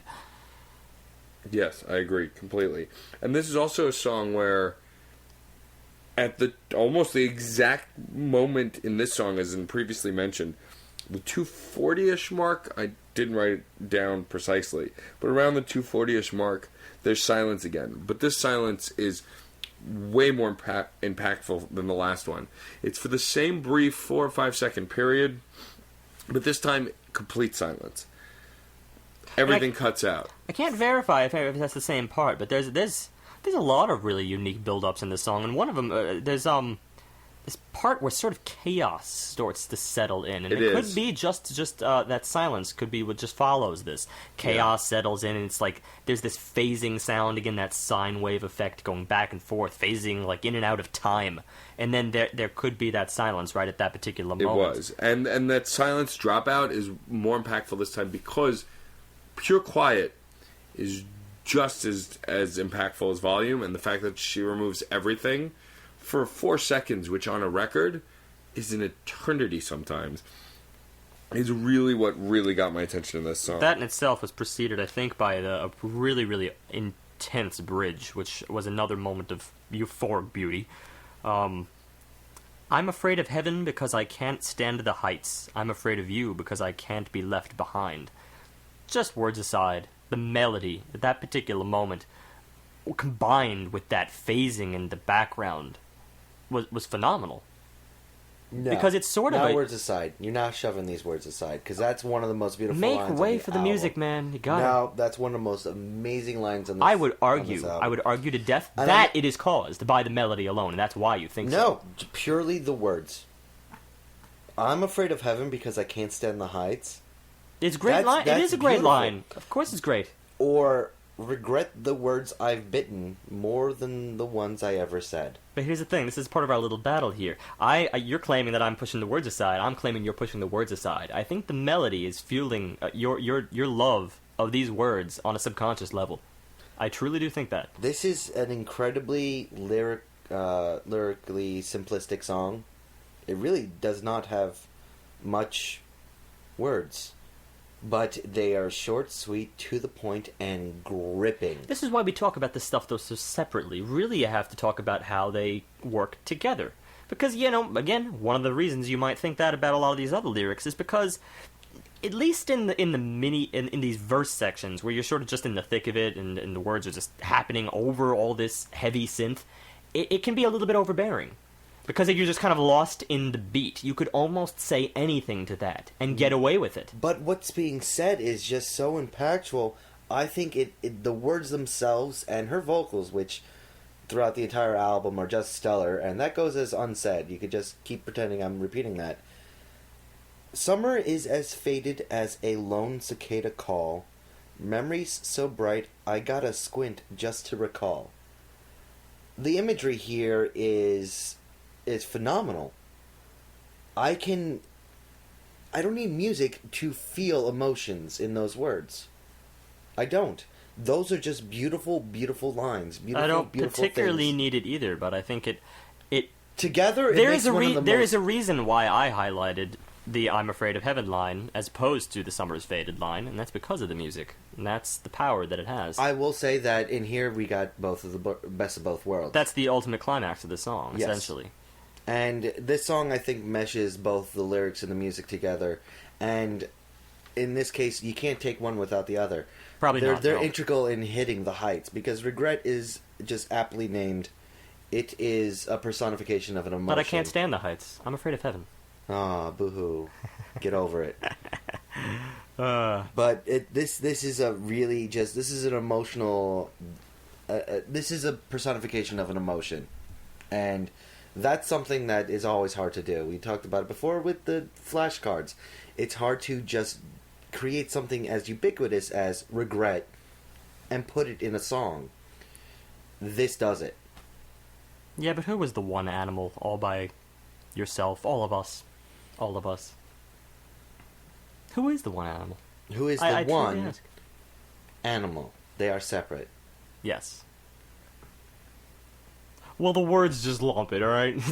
That's why lyrics... This is why words cannot always do it justice. Otherwise, this would have been written in a poetic fashion. The music is what makes it. And that's really what she does as an artist. I'm really glad that she's as good of a poet as she is a composer. Which brings me to Bring Me Your Love. Another really, really Loves. Interesting... I believe it's plural. Loves. Yes, it is. They are Yes, plural. you're right. It's plural. There's Bring Me more Your than one. Loves. I thought it might have said "Bring Me Your Love" as the title, but then in the lyrics, it's definitely "Bring Me Your Loves." They are. And this is They where are a multitude. this is where the composition is going to be shining ahead of the lyrics, because this was for me a little bit sad in that respect. Well, yeah, This but, was a rhythm heavy track. right, but that was, I think, the goal from the get. It was more about the rhythm and the implication in the rhythm and the emotion in the rhythm than the words being said. Again, how it's sung versus what is said. Exactly, and that's where the choice of lyrics was actually lends to that, because while not mindless, they were a little bit numbing in that respect, so you were better able to focus upon the really, really awesome electronica beat that's going on here. Okay, I have a callback. Back to track 2, the other single, Birth in Reverse, when I noted at the very, very end of that track how everything sort of starts to unravel because of you lose your place in that particular breakdown. You lose your sense of time at My that moment. degenerate outro. Yes, as whatever we need to identify it, you know? Oh, yeah, I gotta have my metaphors. And then here, we get something surprisingly similar, and that's when all the instruments pull out, especially, I think it was barely even there in the beginning, but the first time you get that full, bring me your loves, all of your loves, I want to love them too, you know, it's a cappella. You don't get a beat alongside it, so again, you lose your sense of time. This is an expert use of a little thing called hemiola, which I've described to you before, where you're slightly off the beat, sort of evading the measure a little bit. So that way you can't feel it in that same, like, 1, 2, 3, 4, 1, 2, 3, 4, like you should, because you're somewhere in, you don't quite know, you don't have the frame of reference, you don't have the beat to tell you, so you can just take it as some glorious a cappella display, and that's it. But of course, once you add the beat, it makes a lot of sense. It's really, really cool. Bring me your loves, all of your loves, I want to love them too, you know. All in 4/4. It's deception, and I just love that. Exactly like what occurred there. It seems she's also an expert at, or at least in an artistic fashion. A lot of people can do it from a technical fashion, but to put it in a song really tastefully like that, great. And this is a song also where instrumentally we get something we haven't heard before. And though this instrument on its basis level is fairly simple and used everywhere almost, here, because it's not featured anywhere else, and it's a great accent to the already fantastic beat work that's become ubiquitous with this record, the tambourine in this track really focuses out the rest of the song. Yeah, it's funny you may mention that tambourine. He loves his tambourine. He mentioned that earlier, and I was just like, that's cool, but you know that I would probably argue is more of a timekeeper than anything else. No, like, it's no, not I so see much a reach out. Actually, I see it as more as an exclamation point than a timekeeper. It does a great job of accenting. Well, yeah, it's the job of the instrument. And But that's what I said. It's the very fact. It's not a timekeeper. It's not a tick. It's not a clock. It's not. It doesn't give the illusion of passage of time or anything like that. It's a punctuation mark. It is, But exclamation. We have gone exclamation. off on tangents before. I never thought I would break down a tambourine. But it also comes and goes. It's not always in the forefront, keeping that rhythm. Sometimes it is blended within the rest of the rising chord work. And that's why I think it's that's what it fair. does. I mean, I as much as I love this song, I can't think of a song. I didn't hone No, I in. can't think of a song that ever didn't use a tambourine in that fashion, though. That's the problem. Yes, but she's not using it We can work it constantly out on this album. by the Beatles. I don't A lot of people who use not really the same thing. tambourine Oh, okay. work, or if they have someone just devoted to the tambourine, it's everywhere and it's used for that same reason. Here it's used in this song to help keep time and bring together the rhythm, and then it vanishes for the rest of the record. All right, duly noted. I will make a little star expert use of tambourine. Back to some content. There's another interesting point where this song starts to unravel in a way that no other song previous in this album has. Granted, we do get these drastically different sections, although perhaps no other song has done that quite the same as Huey Newton, where it's just a part A, part B. This one is more of a sort of a ternary form. We get like an ABA kind of thing. We just pull back briefly, and that was more toward the part of, I thought you were like a dog. You were like a dog, but you made a pet of me. And I think it was more the second time we get introduced to this, because alongside that, very different tonality than anywhere else the song or the album. You sort of get a diminished triad, broken between the melody, in what's sort of a vocal solo, but it works almost against the home key here, that it makes this song into It's a very odd thing. I can't really describe what it's doing for the sake of the album, but it seems like it's going down the rabbit hole a little bit. There's madness within this. I'm pretty sure there's madness throughout this entire album. Like, Not to this degree. Not diminished triad kind of madness. No, I'm pretty sure. We ate the mushroom that made us tiny a long time ago. If we're talking about rabbit holes, man. Yeah, I'm but telling not you. all the songs go down that rabbit hole. They really Some don't. of them are very face value and sincere. The mom love song and the falling apart friend are both very face value. And Huey Newton. And I would Huey argue Newton, that track 3, Prince Johnny, is not as face forward as you think it is. Though I'm still trying to formulate my idea on that one. it's definitely as face forward as we think it is. No, I don't think so. Yeah, it is. No, I don't think so. Well, this let you one's- speak up then. because I can't articulate that one very well. Lovely. But there's something ineffable about that one in just the vocal and lyrical combination that I can't find anywhere else. But anyway, I'll refer to you to an interview to ease your mind. no, do you see, they make the music, but artists don't get any say in how it's interpreted. Let's be frank, they don't. If we ever want St. Vincent to like us on Facebook, I think you just wrote it off. That's not true at all, actually. John's right. Once they release the art, we interpret it however the hell we want. Yeah, too damn bad, It's man. our music now. No, that's true, but of course, there will be answers. Yes. At the end of the day, it can be said exactly what was going through their head at a certain time. Correct. But your interpretation can still be yours regardless of their meaning. All right, fair enough. At least it's more like what you take away from it will always be yours. Yeah. That's a different thing, though. Yeah, I usually- Interpretations do kind of come to a head a little at some point, or it's more like, well, that was an unexpected but pleasing result, that kind of thing. Probably. The thank you for that deadpan. I'm all about the deadpan, man. I noticed. Did you have something else you wanted to say about this song? I feel like Not you were getting to particularly, it. no. Okay. All right, well, then let's hit Track 9. hit hard into Psychopath. I don't want to hit that hard. So Psychopath is a song that from the get sounds very 80s and also very David Byrne influenced, I'd say. Or even beyond David Byrne as far as 80s go. It kind of hits you with a punch, but it's got the sweeping chorus that we've heard before. It's got a beautiful melody, but that's, again, ubiquitous at this point. She's got beautiful melodies in every song at this point. I wasn't even really impressed with the melodies, the chorus. This let me down. I was not very happy with this song. It is definitely the low point on the album for me. I kind of agree with you. There's a lot of repetition that I wasn't really expecting. I expect, yes, a nice steady beat, but I expect layering and playful changes and all sorts of things done to it. This is the only track on this album that I could ever come close to describing as filler. It does seem like sort of a placeholder, mainly because it's got the bare bones components. I mean, it's got the same pep, the same franticness, but then again, not even really frantic, because it's just a very, very steady beat. So steady, in fact, that you just kind of zone out for a little while. But that's not to sneeze at. This track was more cookie cutter than the previous. But that said, I mean, again, John's saying it's the low point of the album, but the low point is still a high point comparatively to just about any other pop song written. No, this song I really didn't like. This song is an actual low point for me. I just zoned out. There was nothing lyrically. The vocals are really the best part of this, and I got vocals like this throughout the entire album. I'll meet you halfway. I'll go somewhere in the middle there. That's exactly what halfway means.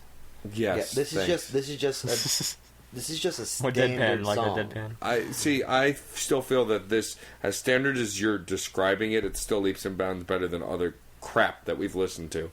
Yes, but I'm not saying crap standard. As far as pop goes, yes, this is a magnificent pop song, but Magnificent. that's the booby prize here. Yeah, but my point is that it's still good.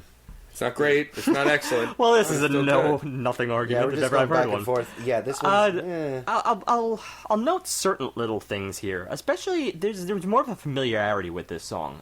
More of a less St. Vincent less of her personality in this, I think. We've heard some other things here that we could say, all right, that's a little bit 80s-ish. And then we're like, wait a second, that's her very unique take on it. But this particular one, I mean, it almost reminds me of something legit, especially the little interlude just between the lines. So I'm standing in the sand where we said, it's the best day of my life, and meant all of it. And before we then go to keep me on your soft sights, the chorus, when all the rest have moved on. It's still very, very sweet. I'll keep you in my soft sights when all the crowd has gone home. When they double what I think is the chorus. No, it's a distinct chorus. There's no question about it here. But it contrasts, just because it reminds me so closely of something I can't even put my finger on, it contrasts the uniqueness of this album just a little bit. But at because that point, it is more so, and I do hesitate to say, more of a generic pop. Yeah. And that's where we've said it a lot of times with a lot of different songs. Too little, too late. This was already. That's not relevant quite here because no. When it goes into the choruses, this is just. I'm already out of the song. Too little, too late for the song. Within the for the song itself, it's just not enough. Yeah, because the verses just kind of trudge a bit, but it's still got a tone that I can listen to. It's not anything that I dislike. My ears ain't bleeding. I mean, it's still, like I said, her vocals are still her vocals. All this is just compared to the rest of the album. So let's go to Every Tear Disappears, which again, there's some comparisons that could be had here. I found this to be more of an indie sounding track, or at least the quirkier side of indie, because quirky is the word of the day. This track was definitely hands down quirky. I mean, the album was, but this track for sure. This was just eccentric for me. And it was a very unique mix, too. I mean, she's done a lot of unique things with mixing on the whole album, obviously with her composition background, but this is where it really borderlines on the far-out, quirky, unique mixing. But the reason come on, for that's not that, enough synonyms, man. It's the pausing. It's the bridges between the vocals that are really where that exotic soundbiting is happening, and I'm going to call it soundbiting here, because it's quirky for just to be quirky. It doesn't go anywhere with it, and that's what's disappointing, because there's some really, really interesting 5 to 15 second things going on, but they felt like they were just being put there instead of being grown there. It didn't feel organic. I'm yet again somewhere in the middle with this. I rather liked this track, but I'm not anywhere near as head over heels to it as I was in the opener, but I think that's going to be apparent from the moment I finished saying the Golden Trio. It lacked the punch that was present in so much else of this album. Because it didn't really expand upon the nature of those sound bites. Look, I know the sound bites you're talking about. No. Yeah, that's one of them. There's so many of them. It's in between every vocal section. I hope that was under 5 seconds. I really don't want to be sued. Yeah. Cannot afford that. And someone needs to pay attention before we can get sued. Some very sultry vocal work. This is some of the most sultry, erotic kind of vocals she's doing on this album. But erotic was a funny I'm word to in use love for with her this voice in this song. This song particularly, huh? This woman's voice, I wish the voice could be personified. But see, that could be gathered. I mentioned that at the very beginning, back in Rattlesnake, which you were a little hesitant on, but I thought the breathiness in that was downright erotic. Here's where I truly feel it. All right. But point it out. It's got a catchy beat, all right? It's got these things, but they're not coming together. There's no punch. There's no hook. Oh, I thought you were going to give me a precise line. Like No. Okay. Well, okay. Okay. It actually starts with, "Oh, a smile is more than showing teeth." And it went full, if you're going to talk rabbit hole, this was just that personification of the Cheshire Cat and the way she sings it, and that slightly dangerous nature in the vocal, in the lyrics, with that alluring nature in her voice. Beautiful. Well, fair enough. You know what? There's something about the end of this album, especially, you could take or leave Psychopath, because I think we're all fairly in line with that. But as of this particular track, I was more accepting, I think, of these odd sound bites, because it felt like the album was unraveling. I felt like this was a very distinct intention. Yeah, it was supposed to give this kind of dissonance, as if things were kind of coming apart at the seams. Cognitive dissonance. I ain't gonna argue that, because I agree with you here. But at the same time, I want a great song as well as a great album. And I've had enough of it, though. No. I was really I think I had everything I could possibly take away in terms of the greats as of the middle of this album. Oh, forget that. It could be a time to explore, honestly, and I like that, because this is what we got back, and this is a very appropriate comparison. They Might Be Giants, episode 38. That the whole remainder of that album was essentially exploring and unraveling itself when it began. This is doing something very, very similar. It reached its climaxes, and then it just falls away. And you remember my issues of the sound bites was the fact that they were so jarring and short. I did not find it jarring. Going back to that point, I appreciated that the was fact... that was my issue with They Might Be Giants. He's saying that his problem with the end of this album is the same problem he had at the end of it and of They Might Be Giants. If you're gonna explore, I go deep. If you don't just but I'm all right. I want depth. That's one interpretation. I'm just saying there was a conclusion that I came to back at They Might Be Giants, which was that those 5-second shorts or 10 seconds, however long they were, a series of little shorties and one-shots, they were refreshing, because I rarely see that on an album. On an album scale, normally a filler is a filler, but instead they chose that spot to explore. It's almost like a preview of what we could potentially do, and I think that's not to be sneezed at as far as its place on an album. I think this is something very, very similar, except just different in the fact that it's within the confines of a song, playing around with structure or a little bit, or what you perceive to be related and not. Because it still, in my opinion, is. And I'm very much inclined to agree with Steve. And I still have the same issues from They Might Be Giants. I want... If you're gonna explore, go deep. Pick an idea, go deep. John's essentially saying polar opposites. John's essentially saying he's really greedy and wants awesome all the time, which is fine. No, all right, you're greedy. I'm greedy. No. In this case, it really boils down to, you got these great ideas. Don't give me a tease. You got a great idea? Do something with it. Maybe that's what I'm saying. Do something with it. I even disagree more mentioning it that way. I believe that there's a great place for good tease, and good tease is better than getting the whole shebang sometimes. I agree. Yes. So I think this is a good place to move into our conclusionary track of the record, track 11, Severed Crossed Fingers. Say it like that because it's a very visceral title, complemented, or in conjunction with, very visceral lyrics. You heard it first on Crash Chords. Say it exactly like that, the way Matt said it. This song is, I mean, for many reasons, a great closer to the record, but precisely because of the way that this title, without even hearing the track, you get such a clear picture of what to come, and the lyrics don't disappoint. They follow through with. And they're sung in a way that's almost finalized, but also kind of... Steve said it had this kind of slightly demented tone. Oh, it did. This is the thing. This track has what you'd almost perceive to be a slightly, even a little bit more of a generic backdrop than a couple of the early ones, and again, that's intentional irony right there when combated against some of these lyrics here, such as the chorus itself, spitting our guts from their gears, draining our spleen over years, found my severed crossed fingers in the rubble there. But there's a problem, and you're not saying like she says it, and it's so sweet and so endearing when she says it, that it just belies the entire visceral nature of the words she's saying. It's so beautiful. I have no idea how to feel about this song. That's the point. That's exactly the point. I love that. I love that. I think it's as visceral in the words, but it's not in so many other ways. But I think that's why it's visceral, is the fact that it's almost gross, but not because of how sweet it's sung. And you take that, and also what really makes these lyrics pop is this is the first time probably on most, if not the entire record, where we get a classic drum. Like, this is not a machine. Pretty sure it's an actual drum set here. Yeah. And it's playing it's one of the only places in the album. Classic rock drums.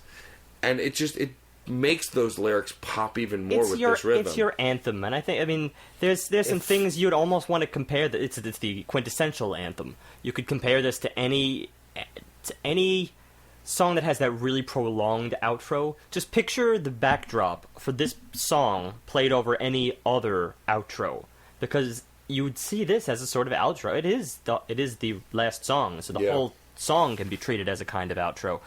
But yeah, that split, the juxtaposition between the lyrics and the music.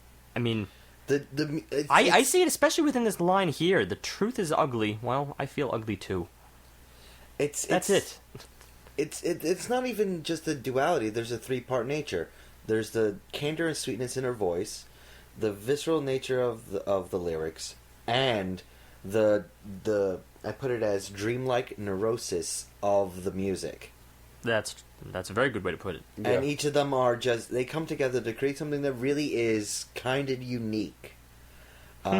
Just in I love how we can come up with all these. I'm sure all of us have had our moment to shine today of like, that's a really, really good way to describe this. And then once we put it all together, it combines to create something that is good, unique, cool, awesome. Adjectives are failing me in this review.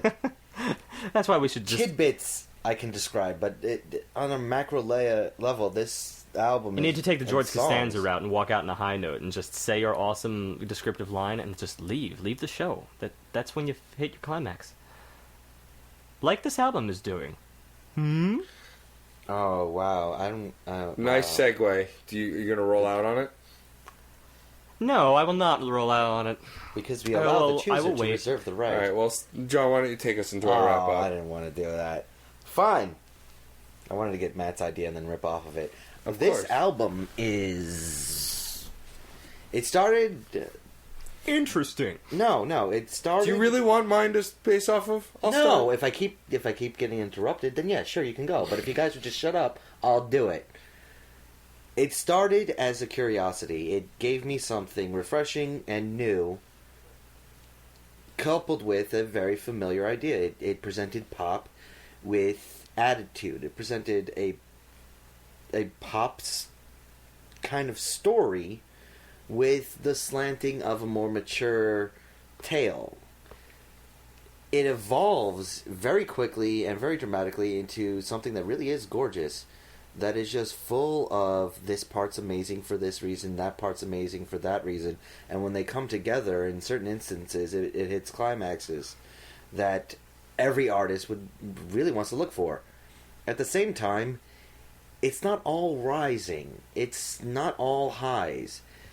There are low points in this album that keep it from becoming a penultimate idea, a monstrosity of masterpieces. But there's just everything, like the worst parts, and as we were saying, the worst part is, in my opinion, Psychopath. It's still a 3. It's still a very average, run-of-the-mill, pretty darn good pop song. And it's dramatically lower than everything else on the album. Even the issues I have with... And I got issues with Rattlesnake. I got issues with Every Tear Disappears. I don't see how the song I Prefer Your Love really fits into the theme work that's going on here with the instrumentation. But I understand that this album is all about just being candid and being out there, and she's presenting herself. St. Vincent, that's why it's self-titled. This is her. I respect that. I really, really enjoy it. It's a solid 4, and this is where I'm going to start getting nitpicky. Musically above the rest. Vocally, I love it. Lyrically, beautiful. Couple of low points. I'm going to put this at a 4.75. This is a really, really amazing album that does some really amazing things. It's just... The low points just keep it from hitting that 4.8, 4.9 near perfection kind of a level. Let's start at the top and then deconstruct. It's a 5. It's a 5. Whew. And here's why. So, when I rate albums, and I rate them based on my rating system, usually emotion takes the forefront, It's not penultimate, where we're going, where music's going. I don't get that high mighty hoity-toity about it. Hey, don't knock my line. Forget you. But this album, and Steve said it, and after hearing it, I really see it. This is what pop music should be, now and in the future. This is where pop music should be going. It's a perfect amalgamation of past, present, and future, making where music should be going. And I don't typically rate that way, but this really hit me hard. Now onto the emotion. There's no shortage of emotion in this album. Every track has an emotional connection somewhere, whether it's the music, the lyrics, or both. In the best points, it's both. Lyrically, it's engaging, mind-blowing, and yet even in moments completely simplistic. The theme is there. This technology age theme is from start to finish. It's there. It runs through it, either in the sound or the lyrics or both. The songs that aren't about technology in their lyrics are alluding to it in its sounds. The ones that don't have the necessary a huge amount of electronic sounds are alluding to it in parts of the lyrics. I would even say that, just to supplement John's desire to provide perhaps more meaning to Prince Johnny, that there have been many, many tales of where a person becomes introverted or loses himself within the modern world. I think that is perhaps quite on the money. It's actually, I found the word for it. I think the song itself is about the hikikomori, which is the millions of adolescent Japanese people who have basically, they attribute it to be something like Asperger's or other deficiencies, yet it actually is not like that. It's just society has done this to them. See, I'm totally on board with that. I just think it could equally be more broad than that. I think it's the kind of song that could apply to any aspect of incompleteness that you see in yourself alone. So, that being said, and I'm glad we're in agreement in places, the fact that at the beginning when I said it was catchy and precise still stands. It's catchy, precise, and I think perfect. As far as St. Vincent goes, it's going to be tough to top this hurdle because this is incredible. I went into an album not knowing what the hell to get from it, and I ended up being blown away by it. I made a comment on the internets, on Twitter, I believe, about how I needed a moment because I had to reboot my brain after listening to this. It's got everything that I'm looking for in an album, and I think that she could teach, with the exception of a few pop artists, a complete lesson on how the hell to write pop music, because this is incredible.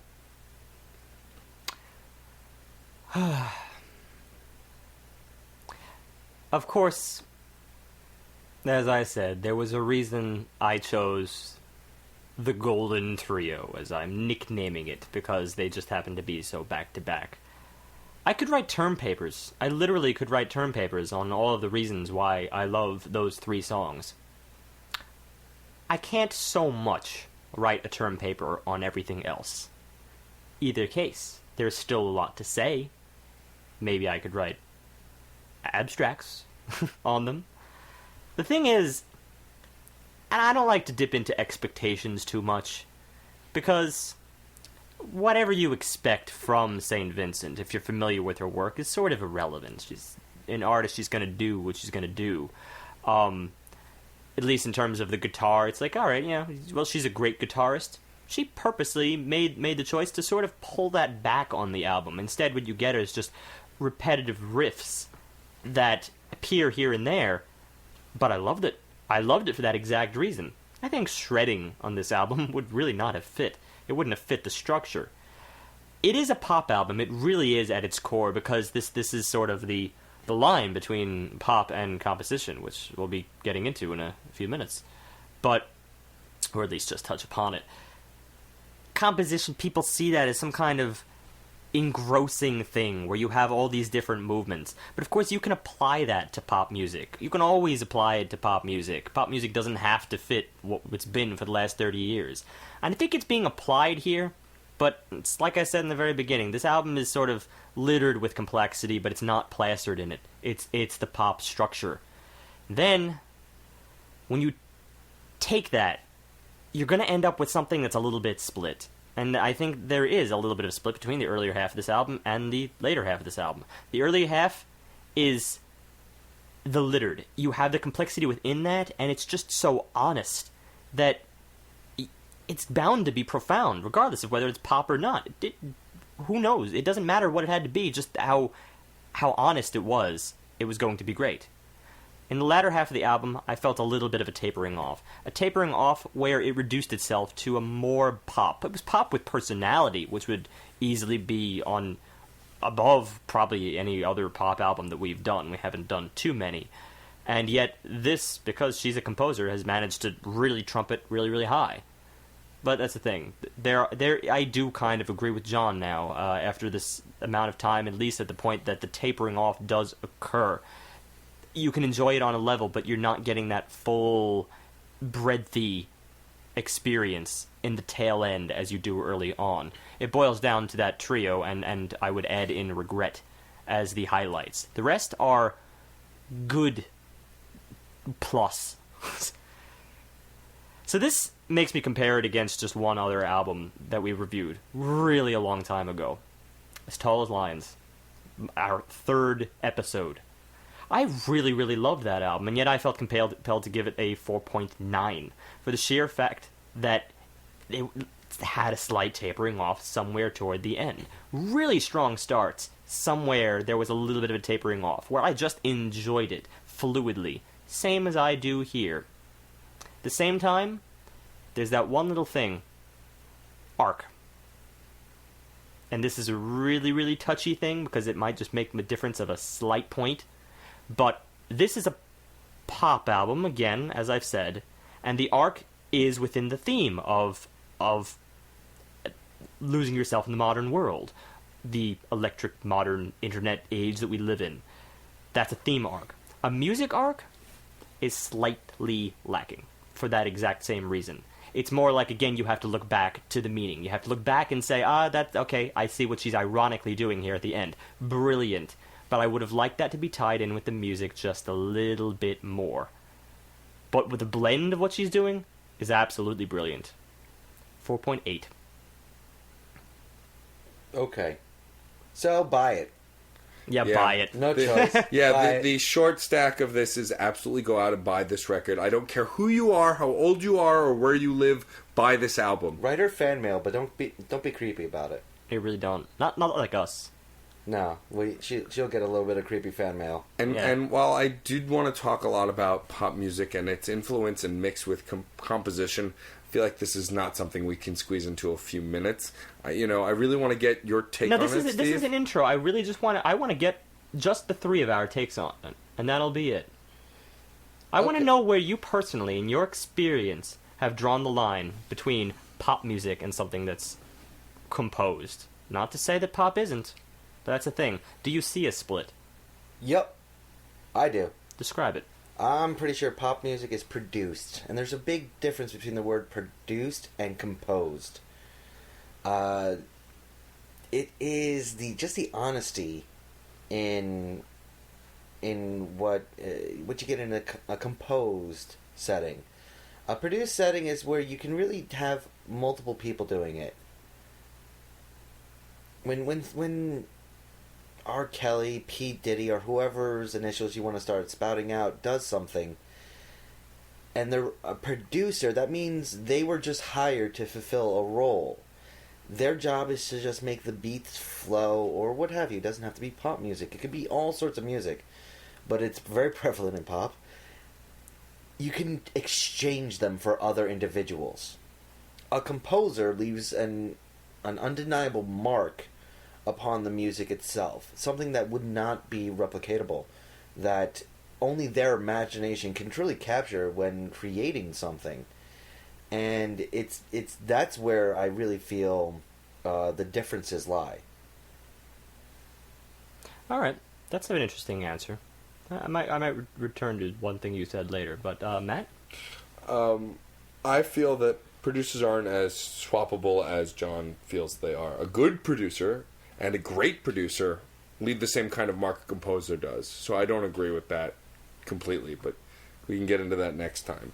What I feel the separation is really, I feel there's a company that really rides a fine line between composition and pop music. They've done it for years. They've done it on their soundtracks. And I think it warrants an analysis deeper to really decide between composition and production, or composition and pop music, and where the separator is, and that's Disney. Disney has released scored soundtracks mixed with pop songs that both sell greatly and are built at a meticulous level. I'm a man, and I downloaded Frozen. Well, that man-woman has nothing to do with it, and I'll get into that another time. But You're in touch with your inner child. It's very important. Oh, yes. But my point is that they really ride that line, and where it goes is not always easy to tell. So that's kind of where I would kind of look to for guidance. That's a really good point. That's a really good point. I like that point. I almost want you to repeat that. Let That's it so snow. good. If you can. Let it snow. It's recorded, they can listen again. Oh, fair enough. Do you want to build a snowman? I'm glad we're getting some variety of answers here, because the direction I was going to go with this is that it's more about accessibility. Of course, that links very closely to what's produced, but something that is accessible is, of course, something that the masses will be able to pick up, something they'll be able to digest and really take in, which, of course, there's musical aspects here and there that you could easily just break down what pop music consists of, and that's why we have these sort of straightforward, clear-cut verse, chorus, here's the bridge, and maybe an instrumental, and then back to verse, chorus, outro. They are sort of cookie-cutter style, because it's been very proven. I mean, you have something to sort of engage you lyrically, and then you have something to chant to, the chorus, something that gets stuck in your head, something you take for a while. That's the thing that makes you go back. That's the thing that makes you share it with your friends, and, let's say, maybe have them buy it again. That racks up money, so of course it goes back to the producing aspect. But accessibility is at the forefront of their minds, in my opinion. And this is what I was going to go back to with you, John, is that you referred to a composition as something that's composed, something that's more honest, more open. Because it is very possible that in a pop setting, you can kind of get away with a little bit of a lie, a little bit. Like, in order to fit a structure, you might have to make some artistic compromises. None of that is necessarily in a composition. Any good composer, of course, isn't so into themselves, though, that they're completely removed from who's going to listen to their music and whatnot. Again, I could rattle off a couple of composers and, hell, even some modern alternative rock bands who go way off on left field. And you know what I can say about them? They are honest. They are speaking from their heart. Some might argue that they're being weird for the sake of weird, but they are honest about it. I still feel that their personality is inherent, and that I think is what's the essence of a true composer. From the heart, and a little bit more. You're going to end up being a little more meticulous in the process because you need to get it exactly the way you envisioned it.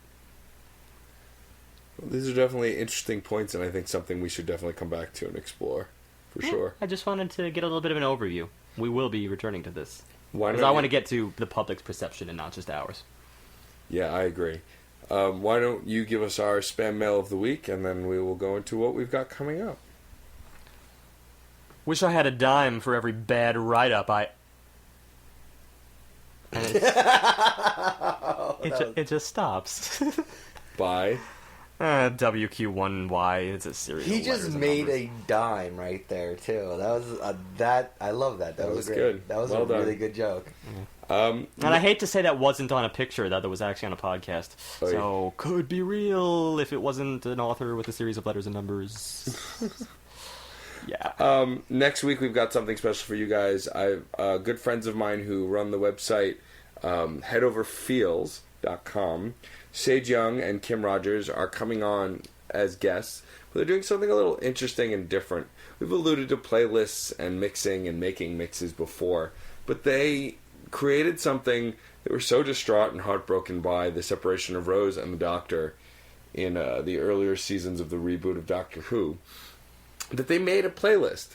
The playlist started as a handful of tracks and grew and grew and grew until they had a 70-something monster of tracks. Now, we're not reviewing that because that would be nuts. But they did submit a sampling of 12 or 13 tracks, I don't remember, about an hour's worth of those songs, the best of the best from this mix they made based on this emotional state. That's what we're reviewing next week. We have it on Spotify. We're going to take a deeper look at the idea, art, and creation of playlists, and how creating a combination of songs together can be very emotionally driven. I just did the math. If we were to review something with 70 some odd tracks, it would only be a 12-hour podcast. It's really doable. That's in a day's work. That's in an actual whole Day's work. And part of the That's my point. nights. So Depending on the time of year. But it wouldn't be accessible, I understand, and that's what really is important. Accessibility. Well, even YouTube has like a cutoff. If you go over 12 hours, things start getting wonky about uploading. It's true. So we're going to have them on as guests. I'm looking forward to that. And check out their website, headoverfields.com. Get acquainted with it. They do some great recaps, reviews, pop culture stuff. We're taking a little deeper look into the pop culture things we like. And honestly, Doctor Who's a good place to go since it's a pop culture thing we all like. And on that note, and as always, music is life, and life is good.